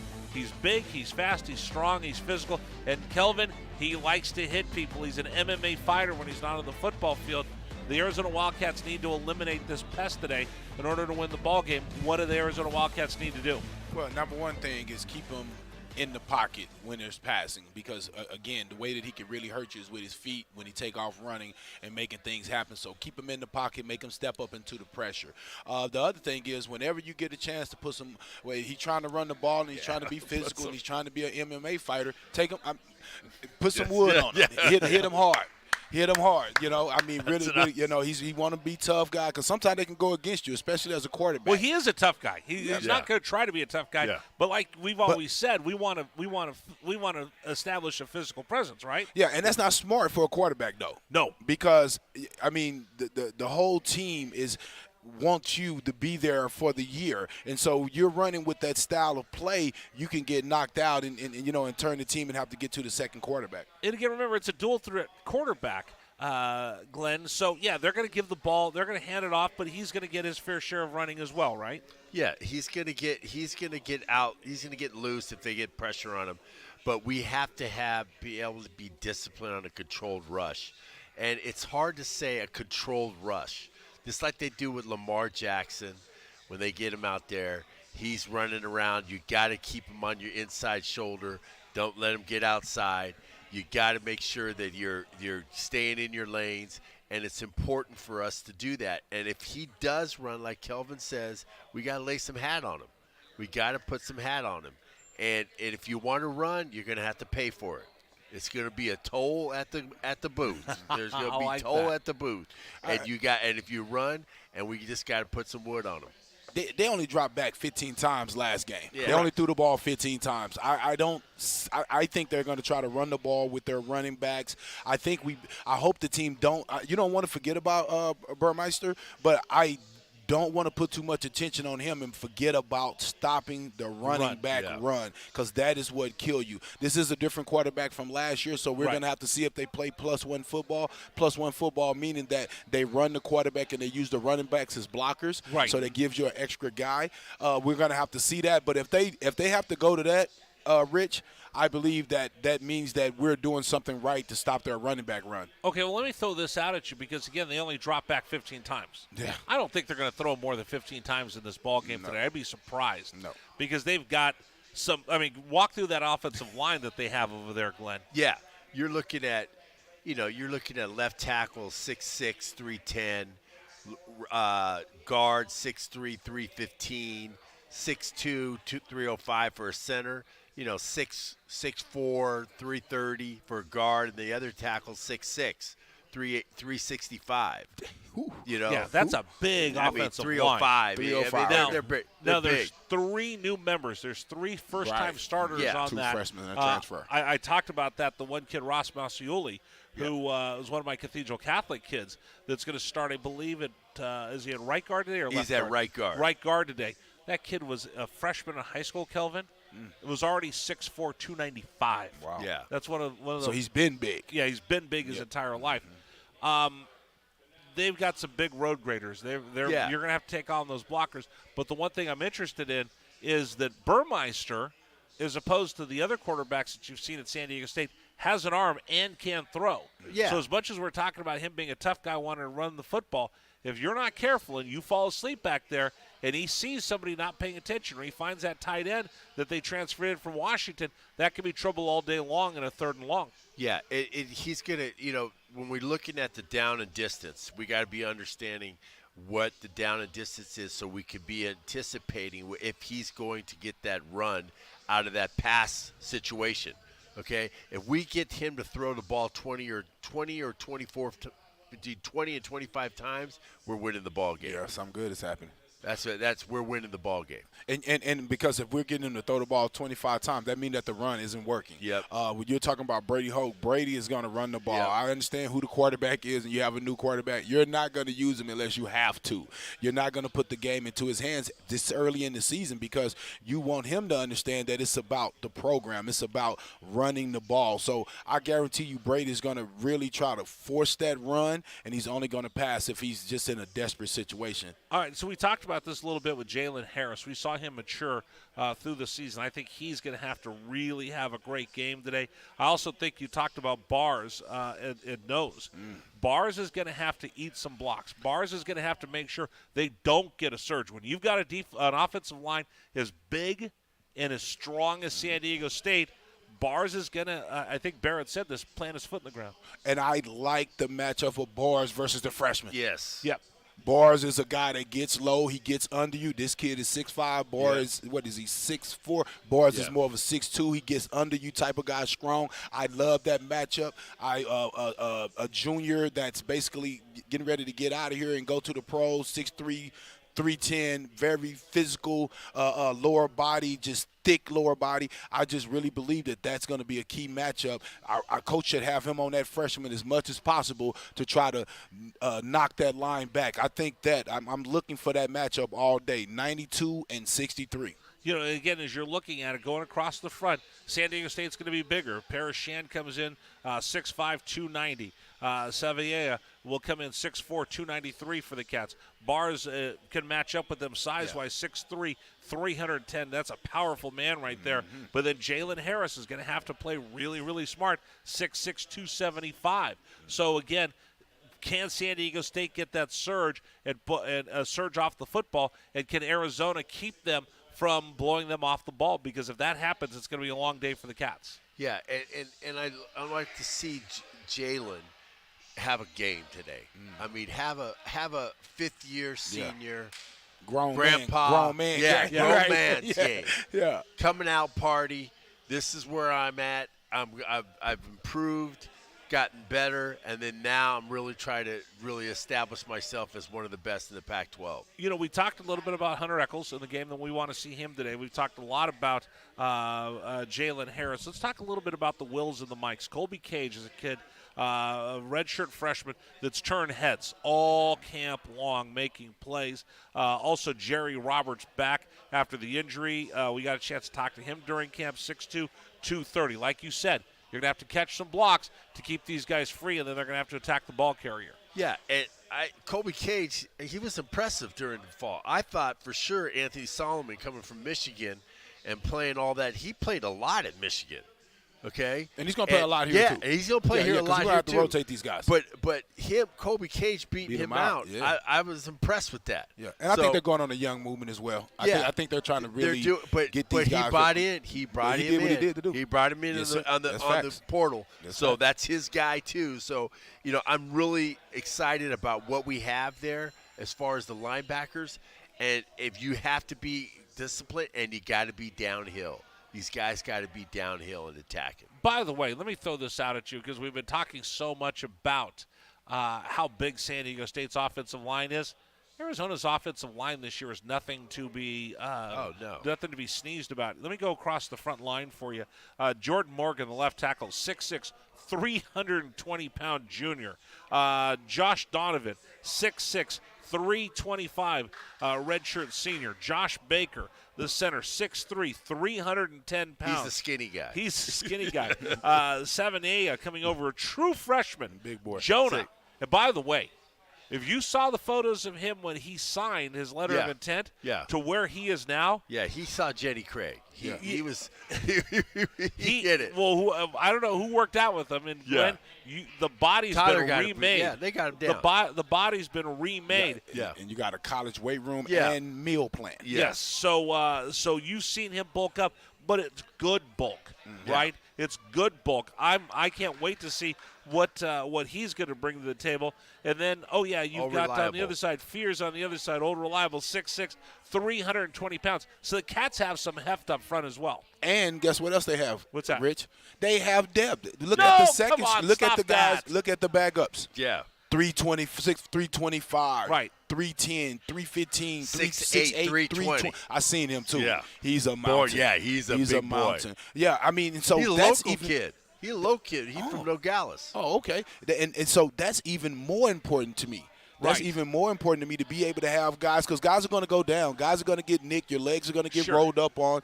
What happens then? Who do you go to? What do you need to do? Stay away from the pile, right? There you go. You guys taught me that last year. You better stay away. Here's the other part of that is you're going to see these guys rotating it out. And, guys, let's be honest. There were times where Arizona was looking for somebody in the stands last year to come play offensive line. Hey, Rich, how much do you weigh? Do you got any eligibility? That's a rock kind of wide body, right? They tried to grab Glenn a couple times. I was like, no. Eligibility over. No, did you have the mustache in college? Yeah, yes, I did. Of course. You could have shaved the mustache and said, my name, it's Glenn Powell. I still got a year of eligibility left. No, we don't want to get the compliance people mad at us. Sam Langa, okay, JC transfer. Right. Okay, I looked at his little journey, and I understand what he did. Because you're a junior college transfer. Yeah, junior college transfer. Didn't start. We had to develop a little bit. That's what I did. I redshirted my first year. Now he's a redshirt junior. Okay, he's going to have 2 years of solid play we're going to get from him because Brendan said that he can play either left tackle, guard. He's over at right guard, left tackle, left guard. He's number 2. Man. So he's filling in all over the place. Yeah. So that is a good thing to have that kind of depth and that they're developing, and you have that eligibility left. All right, that's our pest of the game. We're talking about the San Diego State quarterback and how Arizona's going to eliminate him. It's all brought to you by our friends at University Pest Control. That's our pest of the game. Brought to you by University Termite and Pest Control. BePestFree.com. All right, we're getting closer and closer to the kickoff. Arizona will take on San Diego State 12:30. What's coming up on the Right Way Rundown? Right Way Rundown, and see what's coming up on our pregame show, brought to you by Right Way Heating, Cooling, and Plumbing. Doing things the right way. Oh, I'm excited because we are just moments away from the captain's corner. We have the captain of the greatest Arizona Wildcat team of all time. You might have heard of him somewhere before. I think his name is Kevin Effin. Kevin Effin. Yeah. Kelvin Efon. And he has a segment in the pregame shows. We get closer and closer. I've heard people say that too. Captain's got to speak to their team, so our captain's going to speak to us. But you have a special guest coming on as well, don't you? Yeah, no, special guest Ortiz Jenkins, another one of those 12-1 guys, co-starting quarterbacks for our squad. Just a great guy. Would you just pull out all the stops today? Because didn't you have another captain on as well? Oh yeah, man. That's what it's about, man. Bringing Wildcats, and we're going to do that all season, man. We're going to have them here. I love it. That's a Right Way Rundown. Coming up next, we'll have the captain's corner. Then we're going to get to the keys to the game and the best bets as well. So all of that coming up here on 1290 as we're getting closer and closer to kickoff. Arizona taking on San Diego State live from Casino Soul, Side Soul Sports. Rich Herrera, the captain, Kelvin Efon, Glenn Howell, all right here on 1290. Bear down, Wildcats fans. This is the Meridian Wealth Management pregame show on Wildcats Radio 1290. Brought to you by Meridian Wealth Management. Wealth well managed, life well lived. This is the home of the Arizona Wildcats. Wildcats Radio 1290. Hi, it's Mary from Mesquite Valley Growers. Let's talk about shopping for gifts. MVG has so many unique gifts compared to a mall or online. All it takes is one trip into the Mesquite Valley gift store, and you can certainly get a much better feel for what you are giving than shopping online. The whole place. This is the Rich Herrera Radio Show. Now streaming on Facebook Live and YouTube at Wildcats 1290 and our website, wildcatsradio1290.com. Terry crosses middle, handed to Matherin between the rings. Over for Creasa. Checked by Campbell. High screen from Koloko. Creasa around it. Drives right. Throw it for Koloko, who slams it down for two. Lamb set. And the pitch to Susak. Driven out towards right field. That is going to get down for a base hit and go all the way to the wall. Casagrande headed for third. They're going to wave him around. He's coming home. And the Wildcats have tied it up.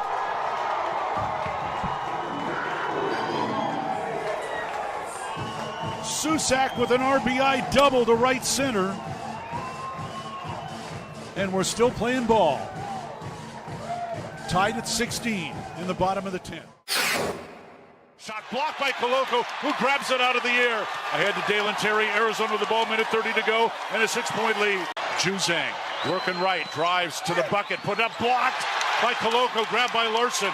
Arizona ball, 38 seconds left. For Bernard, goes right, blocked by Ballo, grabbed by Matherin. Arizona ball, 22 seconds left. Campbell down for the Bruins, throw it out to Riley. He'll shoot the three, blocked again by Koloko. Ballo grabs it, it's over. Championship to Tucson. Hey, sports fans, it's Rich Herrera. Thank you so much for tuning into our stream. We'll be back in just a bit. Until then, how about some Arizona Wildcat highlights? Fourth down and less than a yard. Trojans will go for it in a tie game. Slovis out of the shotgun. Step to his left. Step the handoff into the backfield and drop. No gain, loss on the play. Cats take over. That's a huge play by Arizona. Explosive play in the backfield that time. Shot blocked by Koloko, who grabs it out of the air. Ahead to Dalen Terry, Arizona with the ball, minute 30 to go, and a 6-point lead. Juzang working right, drives to the bucket, put up, blocked by Koloko, grabbed by Larson. Arizona ball, 38 seconds left. For Bernard, goes right, blocked by Ballo, grabbed by Matherin. Arizona ball, 22 seconds left. Campbell down for the Bruins, throw it out to Riley. He'll shoot the three, blocked again by Koloko. Ballo grabs it, it's over. Championship to Tucson. Dalen Terry quickly the other way, out to Tabellas, down the lane to throw it down with the left hand. Look out. The locomotive slams it home. Hey, sports fans, it's Rich Herrera. Show will be back in just a little bit. Thanks for tuning into our stream. Until then, how about some great moments from the University of Arizona Wildcats? Fourth down and 2, Arizona. Down 14-0. Wildcats on fourth down this year are 12 of 20.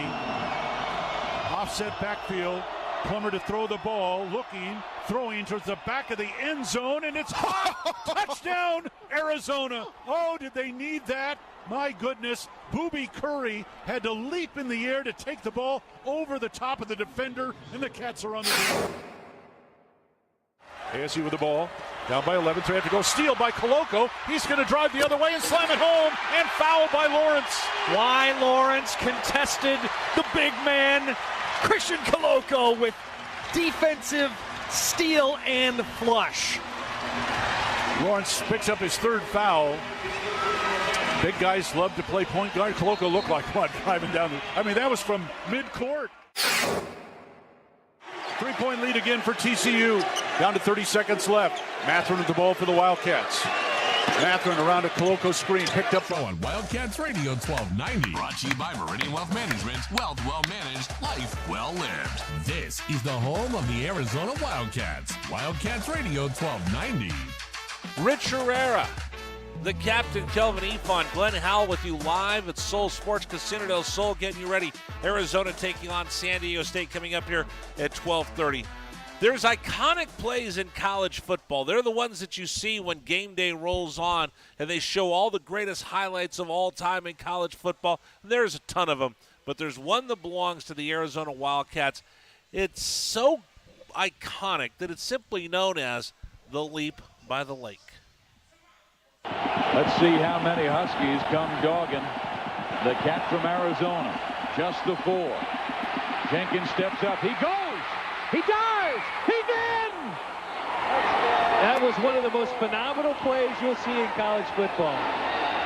Oh, it was. It is legendary. It's time for the Captain's Corner. We're going to sit down with Kelvin Efon. He's got a team captain that's going to join us as we get ready for the game. Hey, let's throw it over to the Captain's Corner, shall we?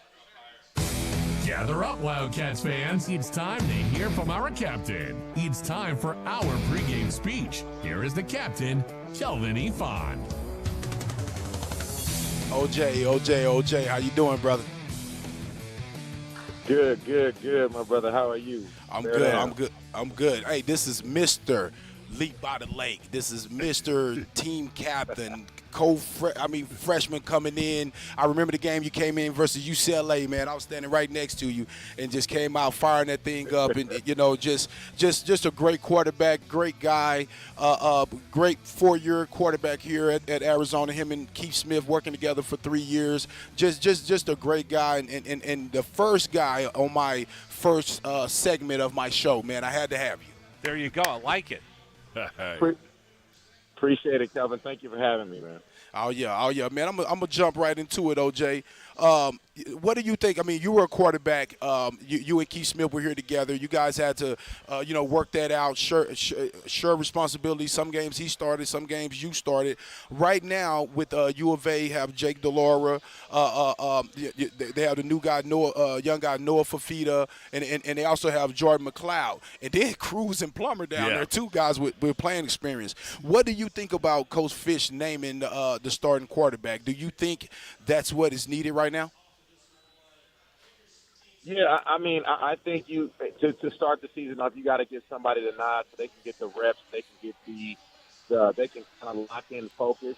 But what I would say what Coach Fish did, what I thought was great, was he upgraded his quarterback room dramatically by adding the pieces that he added.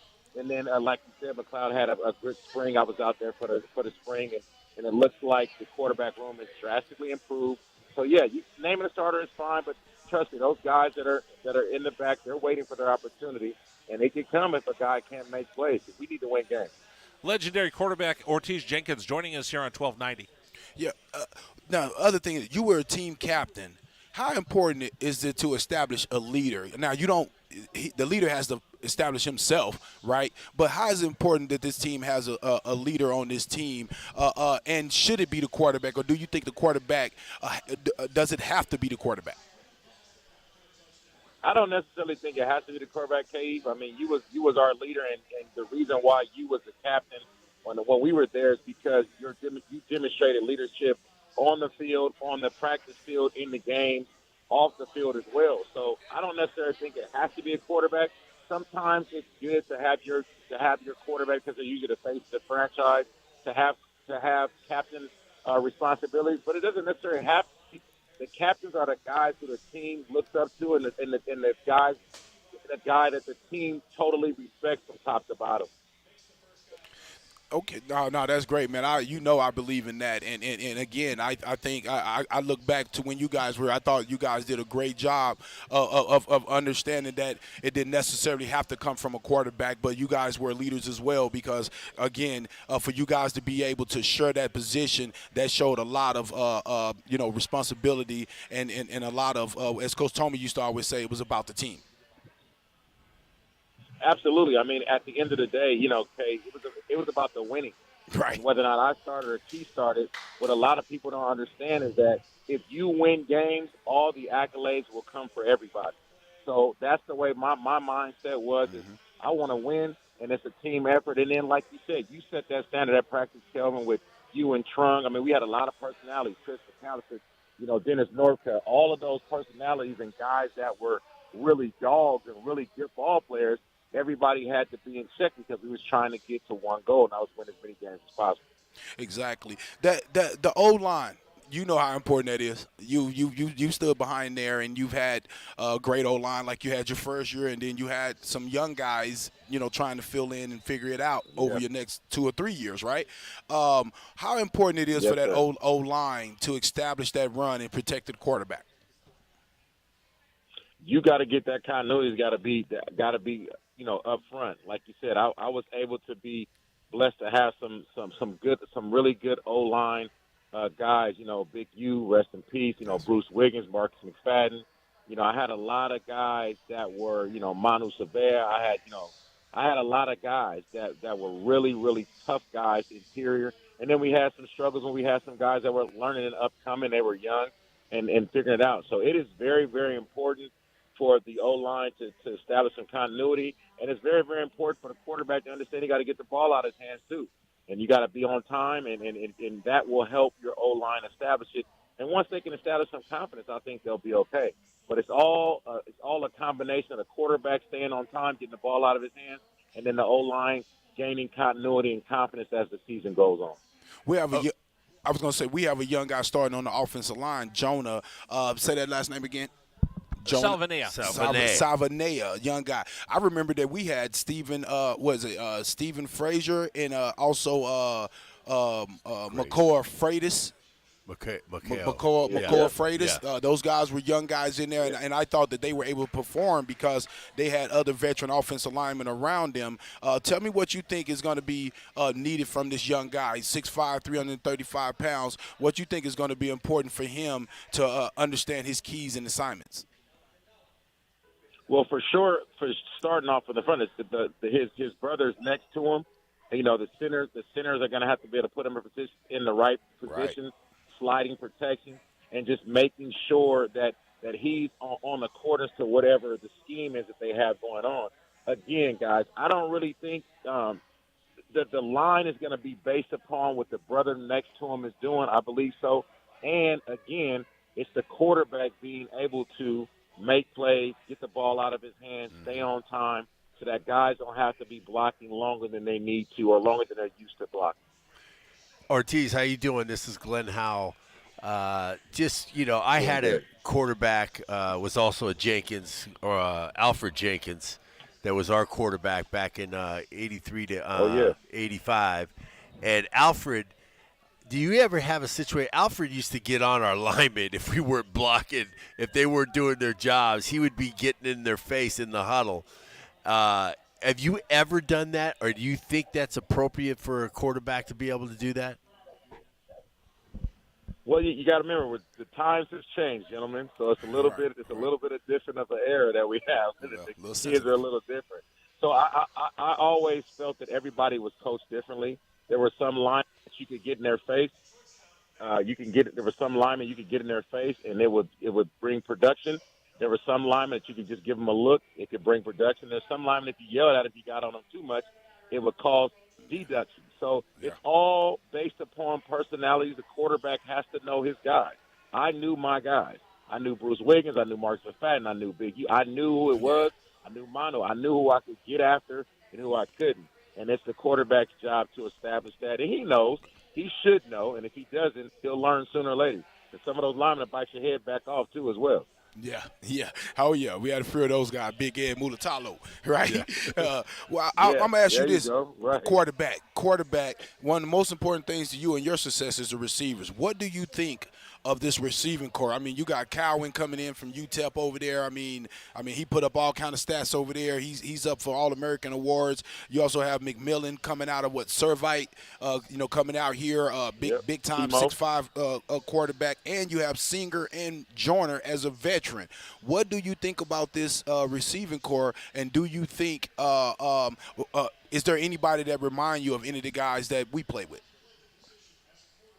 Well, I mean, the quick guy, the UTEP guy, but that's a Dennis Northcutt style. Facts. The bigger style receiver is going to be more Jeremy McDaniel. Right. Maybe Timo's probably a little faster. Where I think that they have, Brandon Malamaluna we didn't really use him like we should have. But he was a tight end, played in the league for 10 years. But you got the tight end, you got Kean Burnett, you got other tight end over there. They got weapons. The key is will we be able to give them opportunities to make plays? one thing that we did was we gave our receivers the opportunity to make plays. But you got to remember, Kelvin, it was backed up by we had a critical running game with you and Trung. So it was all a continuity, a setup of having a power run game. If we needed it, we was fast, we were powerful. We can go max and bring it all in. You scored those 19 touchdowns. We had that power package, and then we can spread them out with Brad Brennan, Jeremy McDaniel, Dennis Northcutt.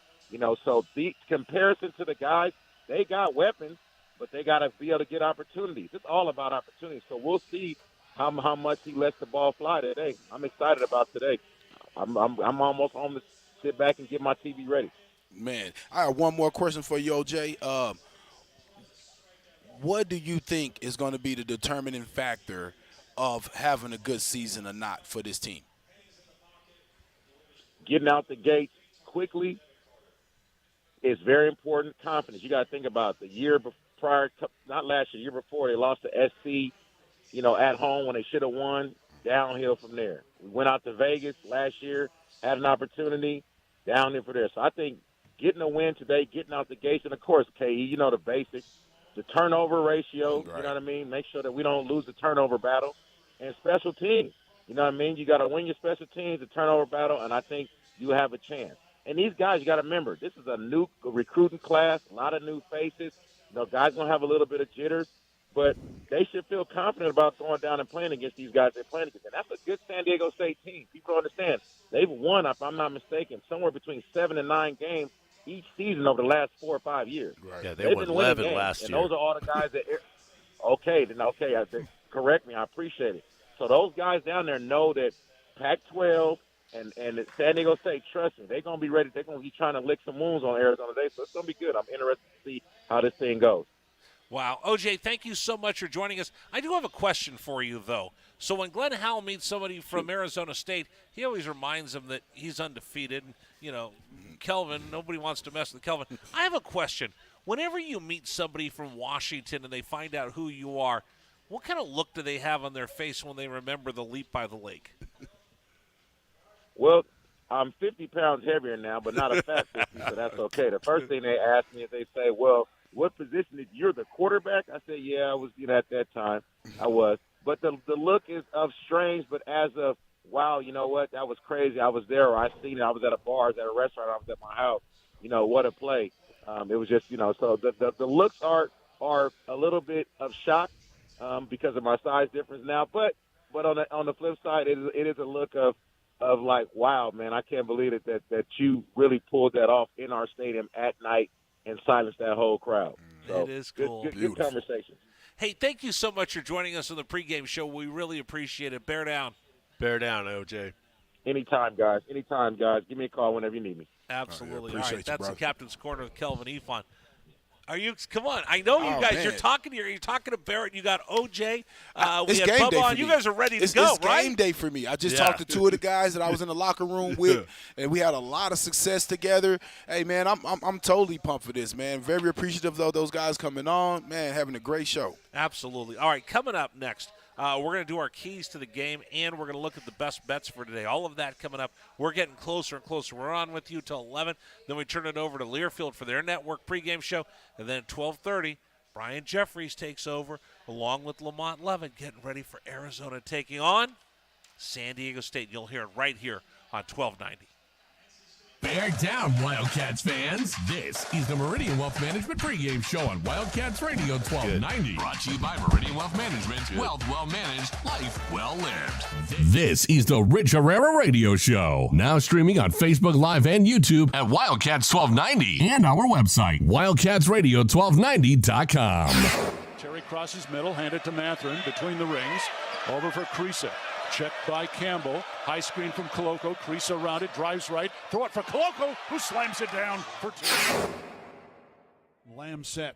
And the pitch to Susak. Driven out towards right field. That is going to get down for a base hit and go all the way to the wall. Casagrande headed for third. They're going to wave him around. He's coming home. And the Wildcats have tied it up.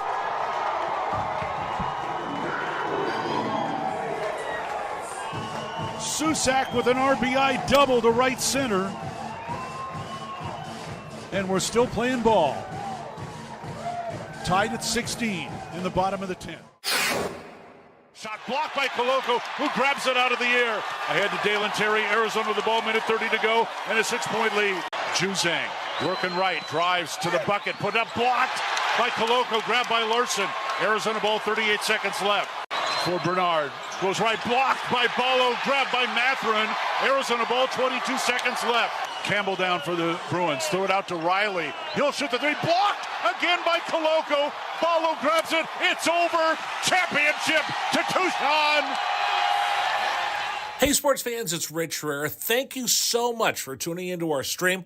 We'll be back in just a bit. Until then, how about some Arizona Wildcat highlights? Fourth down and less than a yard. Trojans will go for it and tie game.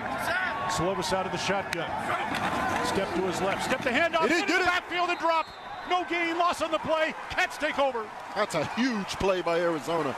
Explosive play in the backfield that time. Shot blocked by Koloko, who grabs it out of the air.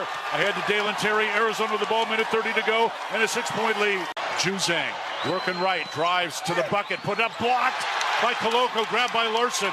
Arizona ball, 38 seconds left. For Bernard, goes right, blocked by Ballo, grabbed by Mathurin. Arizona ball, 22 seconds left. Campbell down for the Bruins, throw it out to Riley. He'll shoot the three, blocked again by Koloko. Ballo grabs it, it's over. Championship to Tucson. Dalen Terry quickly the other way, out to Tabellas, down the lane to throw it down with the left hand. Look out. The locomotive slams it home. Hey, sports fans, it's Rich Herrera. Show will be back in just a little bit. Thanks for tuning into our stream. Until then, how about some great moments from the University of Arizona Wildcats? Fourth down and 2, Arizona. Down 14-0. Wildcats on fourth down this year are 12 of 20. Offset backfield. Plummer to throw the ball, looking, throwing towards the back of the end zone, and it's caught! Touchdown, Arizona! Oh, did they need that? My goodness, Booby Curry had to leap in the air to take the ball over the top of the defender, and the Cats are on the board. ASU with the ball, down by 11, so they have to go. Steal by Koloko. He's going to drive the other way and slam it home, and foul by Lawrence. Why Lawrence contested the big man, Christian Koloko, with defensive steal and flush. Lawrence picks up his third foul. Big guys love to play point guard. Koloko looked like one driving down. That was from mid-court. 3-point lead again for TCU. Down to 30 seconds left. Mathurin with the ball for the Wildcats. Mathurin around a Koloko screen, picked up by Lampkin. Go outside for Koloko. Feed it to Terry, right corner. Terry can't go baseline. Circles back out top to Mathurin. 10 to shoot. 16 left in the ballgame. Mathurin, 3 balls straight away. Good! That's We're tied. Huge shot for Ben Mathurin in Arizona. Timeout TCU. This ball game is knotted up. 12.6 seconds to go. Ben Mathurin drains a deep 3 from straight away. He's managed, life well lived.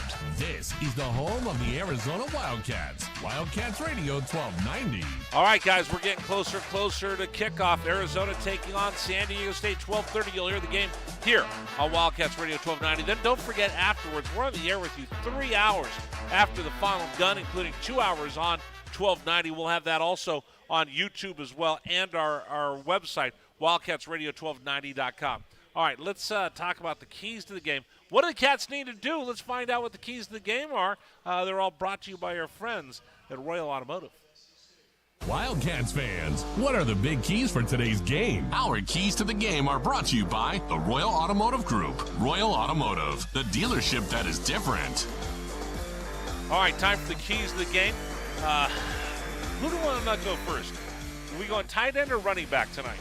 Hey, what do you want to do? Hey, I'm a team player. I'll go. Yeah. All right, we'll go tight end for today to get started, because he's got the best mustache of the group. You got a good goatee, but he's got the best mustache of the group. How long have you had that mustache? 16. I'm gonna say really? I was like, I know I got here in '94. Yeah. He was 8 years old. He had a full mustache. All right, let's talk to our tight end, Glenn Howell. Give me your keys to the game today. My keys to the game is first on let's go offense, defense, and then special teams. Offense, I think the key to the game is you got the number you got a very good defense that San Diego State has on the offense.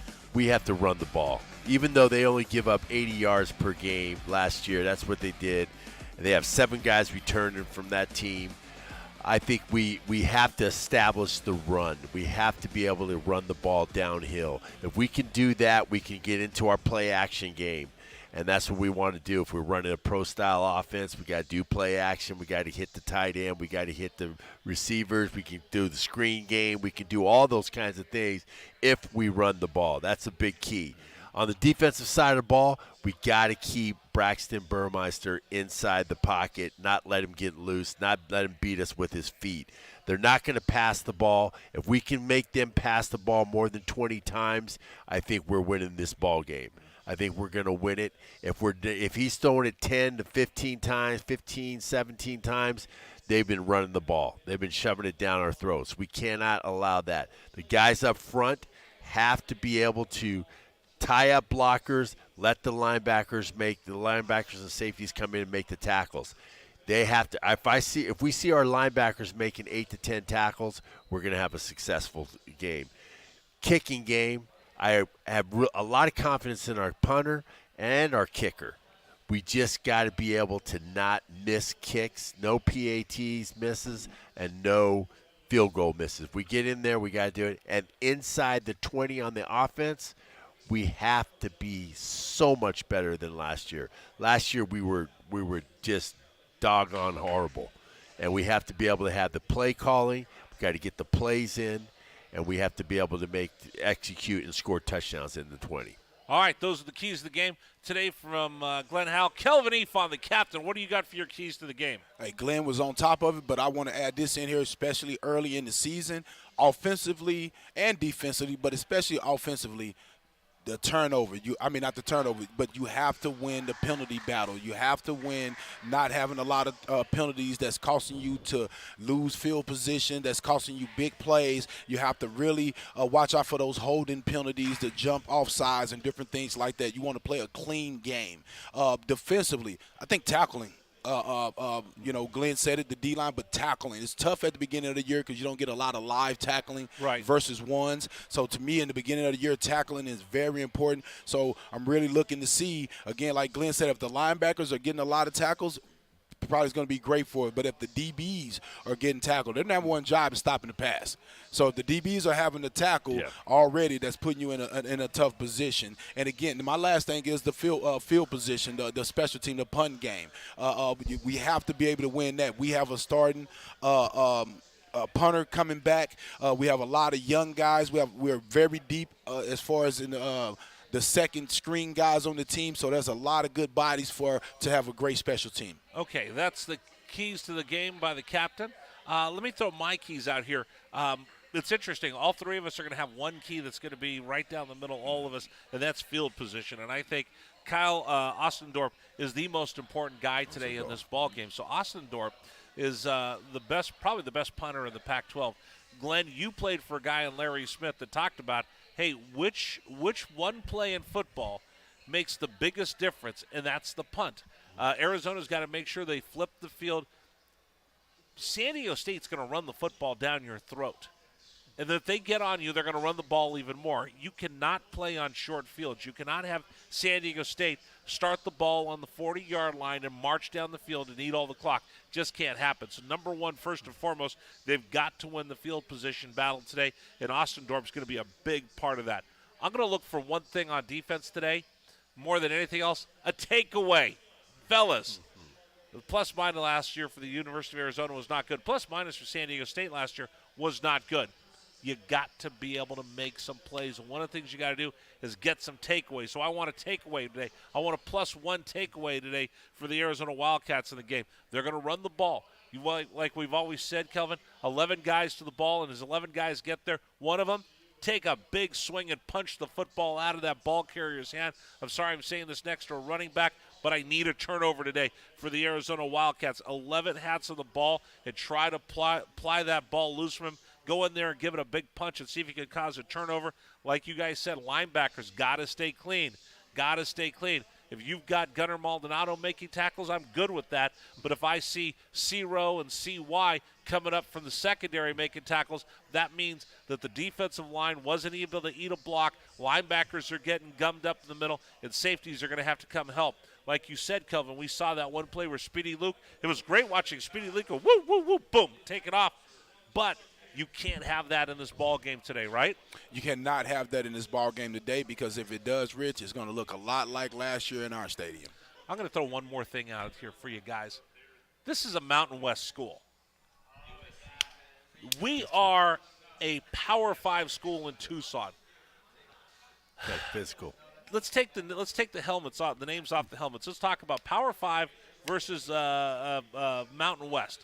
Pac-12 is supposed to be a Mountain West. Let's start acting and believing like we are the Power 5 school that Arizona is, and let's go in there and get this season started the right way. That's the other thing. Let's have some attitude. Let's go in there with some swagger, and let's see the guys go out there and ruin the homecoming for San Diego State after being vagabonds for the last 2 years playing in L.A. Let's ruin their home opener. And one more thing, physical. Be physical. Be physical on both sides of the ball, on the line. If we could start the bullying early, bully ball, right? That's what we got to do. We have to be able to do it. Because that's what San Diego State does all day long. They play bully ball. Let's match them. What happens, Kelvin, when you stand up to a bully? Hey, I was just going to say, when you stand up to a bully, you find out he ain't what you thought he was. Exactly. That's exactly right. And that's today's keys to the game. Our keys to the game are brought to you by the Royal Automotive Group. Royal Automotive, the dealership that is different. The dealership that is different. All right, let's take a look at the spread of the game, guys. The Cats 6 points right now, 6-point dogs. Let's figure out what today's best bet is. Tucson. What are today's best bets? Will the Cats beat the spread? It's time to look at some of the best bets in football this weekend. Today's best bets are brought to you by Desert Diamond Sportsbook, Arizona's best bet. All right, fellas, what do you got? Arizona, 6 points right now. Are you taking the Cats today or not? I'm taking the Cats. I'm taking the Cats. I'm taking the Cats, man. I'm optimistic. They lost a lot of key guys at San Diego State. It's the first game of the year. You're breaking in a new quarterback in a new stadium that I think is going to take some concentration away from the guys. So I'm taking the Cats.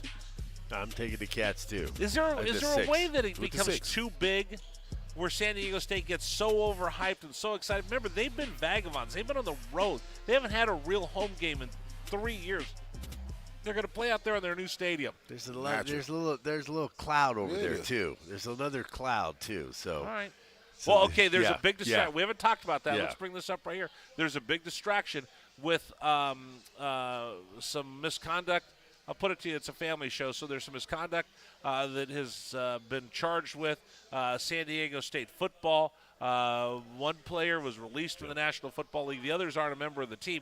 So it does affect the team. There are some distractions, and Brady Hoke certainly and his staff has been distracted this week with the allegations. And anytime as a player, when you have to talk about something that's non-football related, it's a distraction. Yes, tell me. It is. Period. I mean, anytime if you're talking about anything off the field, just say if a big fight happened at a bar or something. Okay. You're talking about that. Somebody That's gets less in trouble. Yeah, someone gets in trouble, but you're talking about that when you should be talking about who you're playing against, what your assignments are going to be. You're in the locker room talking about it. You're in your hotel room the night before the game talking about it, when you should be focused and concentrated on the opponent at hand. But I guarantee you, I don't care what the name of the program is, when things like this going on, regardless, you're dealing with people, educated people that are in college. They're talking about it. Yep. J.D. Wicker, who's the athletic director, and Brady Hoke, who's the head coach, had to sit there and talk to the media about this week. And at one point, Hoke just didn't want to take any more questions. It was rather contentious. So there's some distraction there as well. Yes, there is,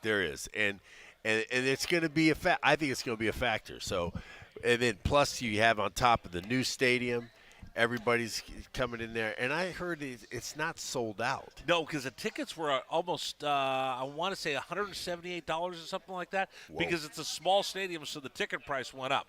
Wow, and if they can't sell out on an opening day of a game, That's going to be a distraction. Well, there'll also be plenty of Wildcat fans. Yeah, there are plenty. I talked to Dave Hickey, and we sold out of 2,500, ours. and they're gobbling up the rest of them. The Beach Cats are there. It's a big alumni trip and sponsorship. Yeah. Rich, we got an outro for Best Bets. There'll be a ton of folks there to watch the game with the Cats. All right, that's the best bet for today, folks. Those are today's best bets. They are brought to you by Desert Diamond Sportsbook, Arizona's best bet. All right, guys, it's time to wrap everything up before we get out of here as Arizona's getting ready to take on San Diego State. You know what? Last year's game got away from the Cats a little early. San Diego State just went in there. They came down to Tucson, and before they knew it, 7 plays in after a block punt, 21-0. San Diego State won that game, and they feel pretty good about themselves because they have been beating up on Pac-12 teams for the last 6 years. I asked you this earlier. I'll throw this out at you one more time.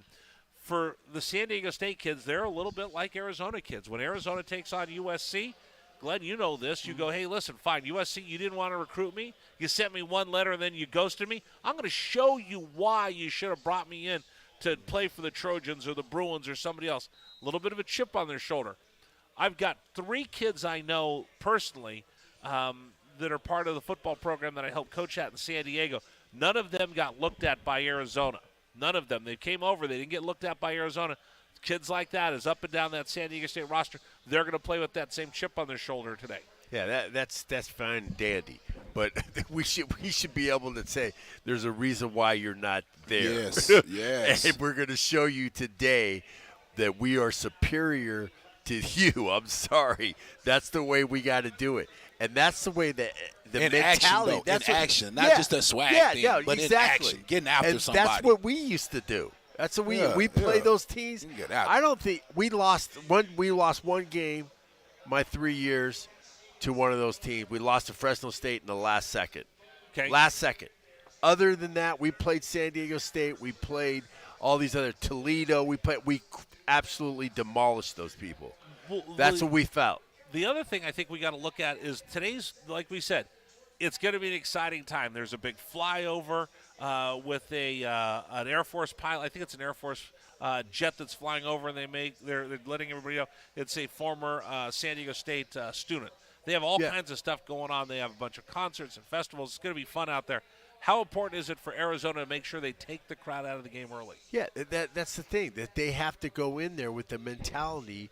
Arizona has to go in there that we are better than you, and we're going to prove it to you, and we have to be in there, and we got to get it from the first jump from the kickoff.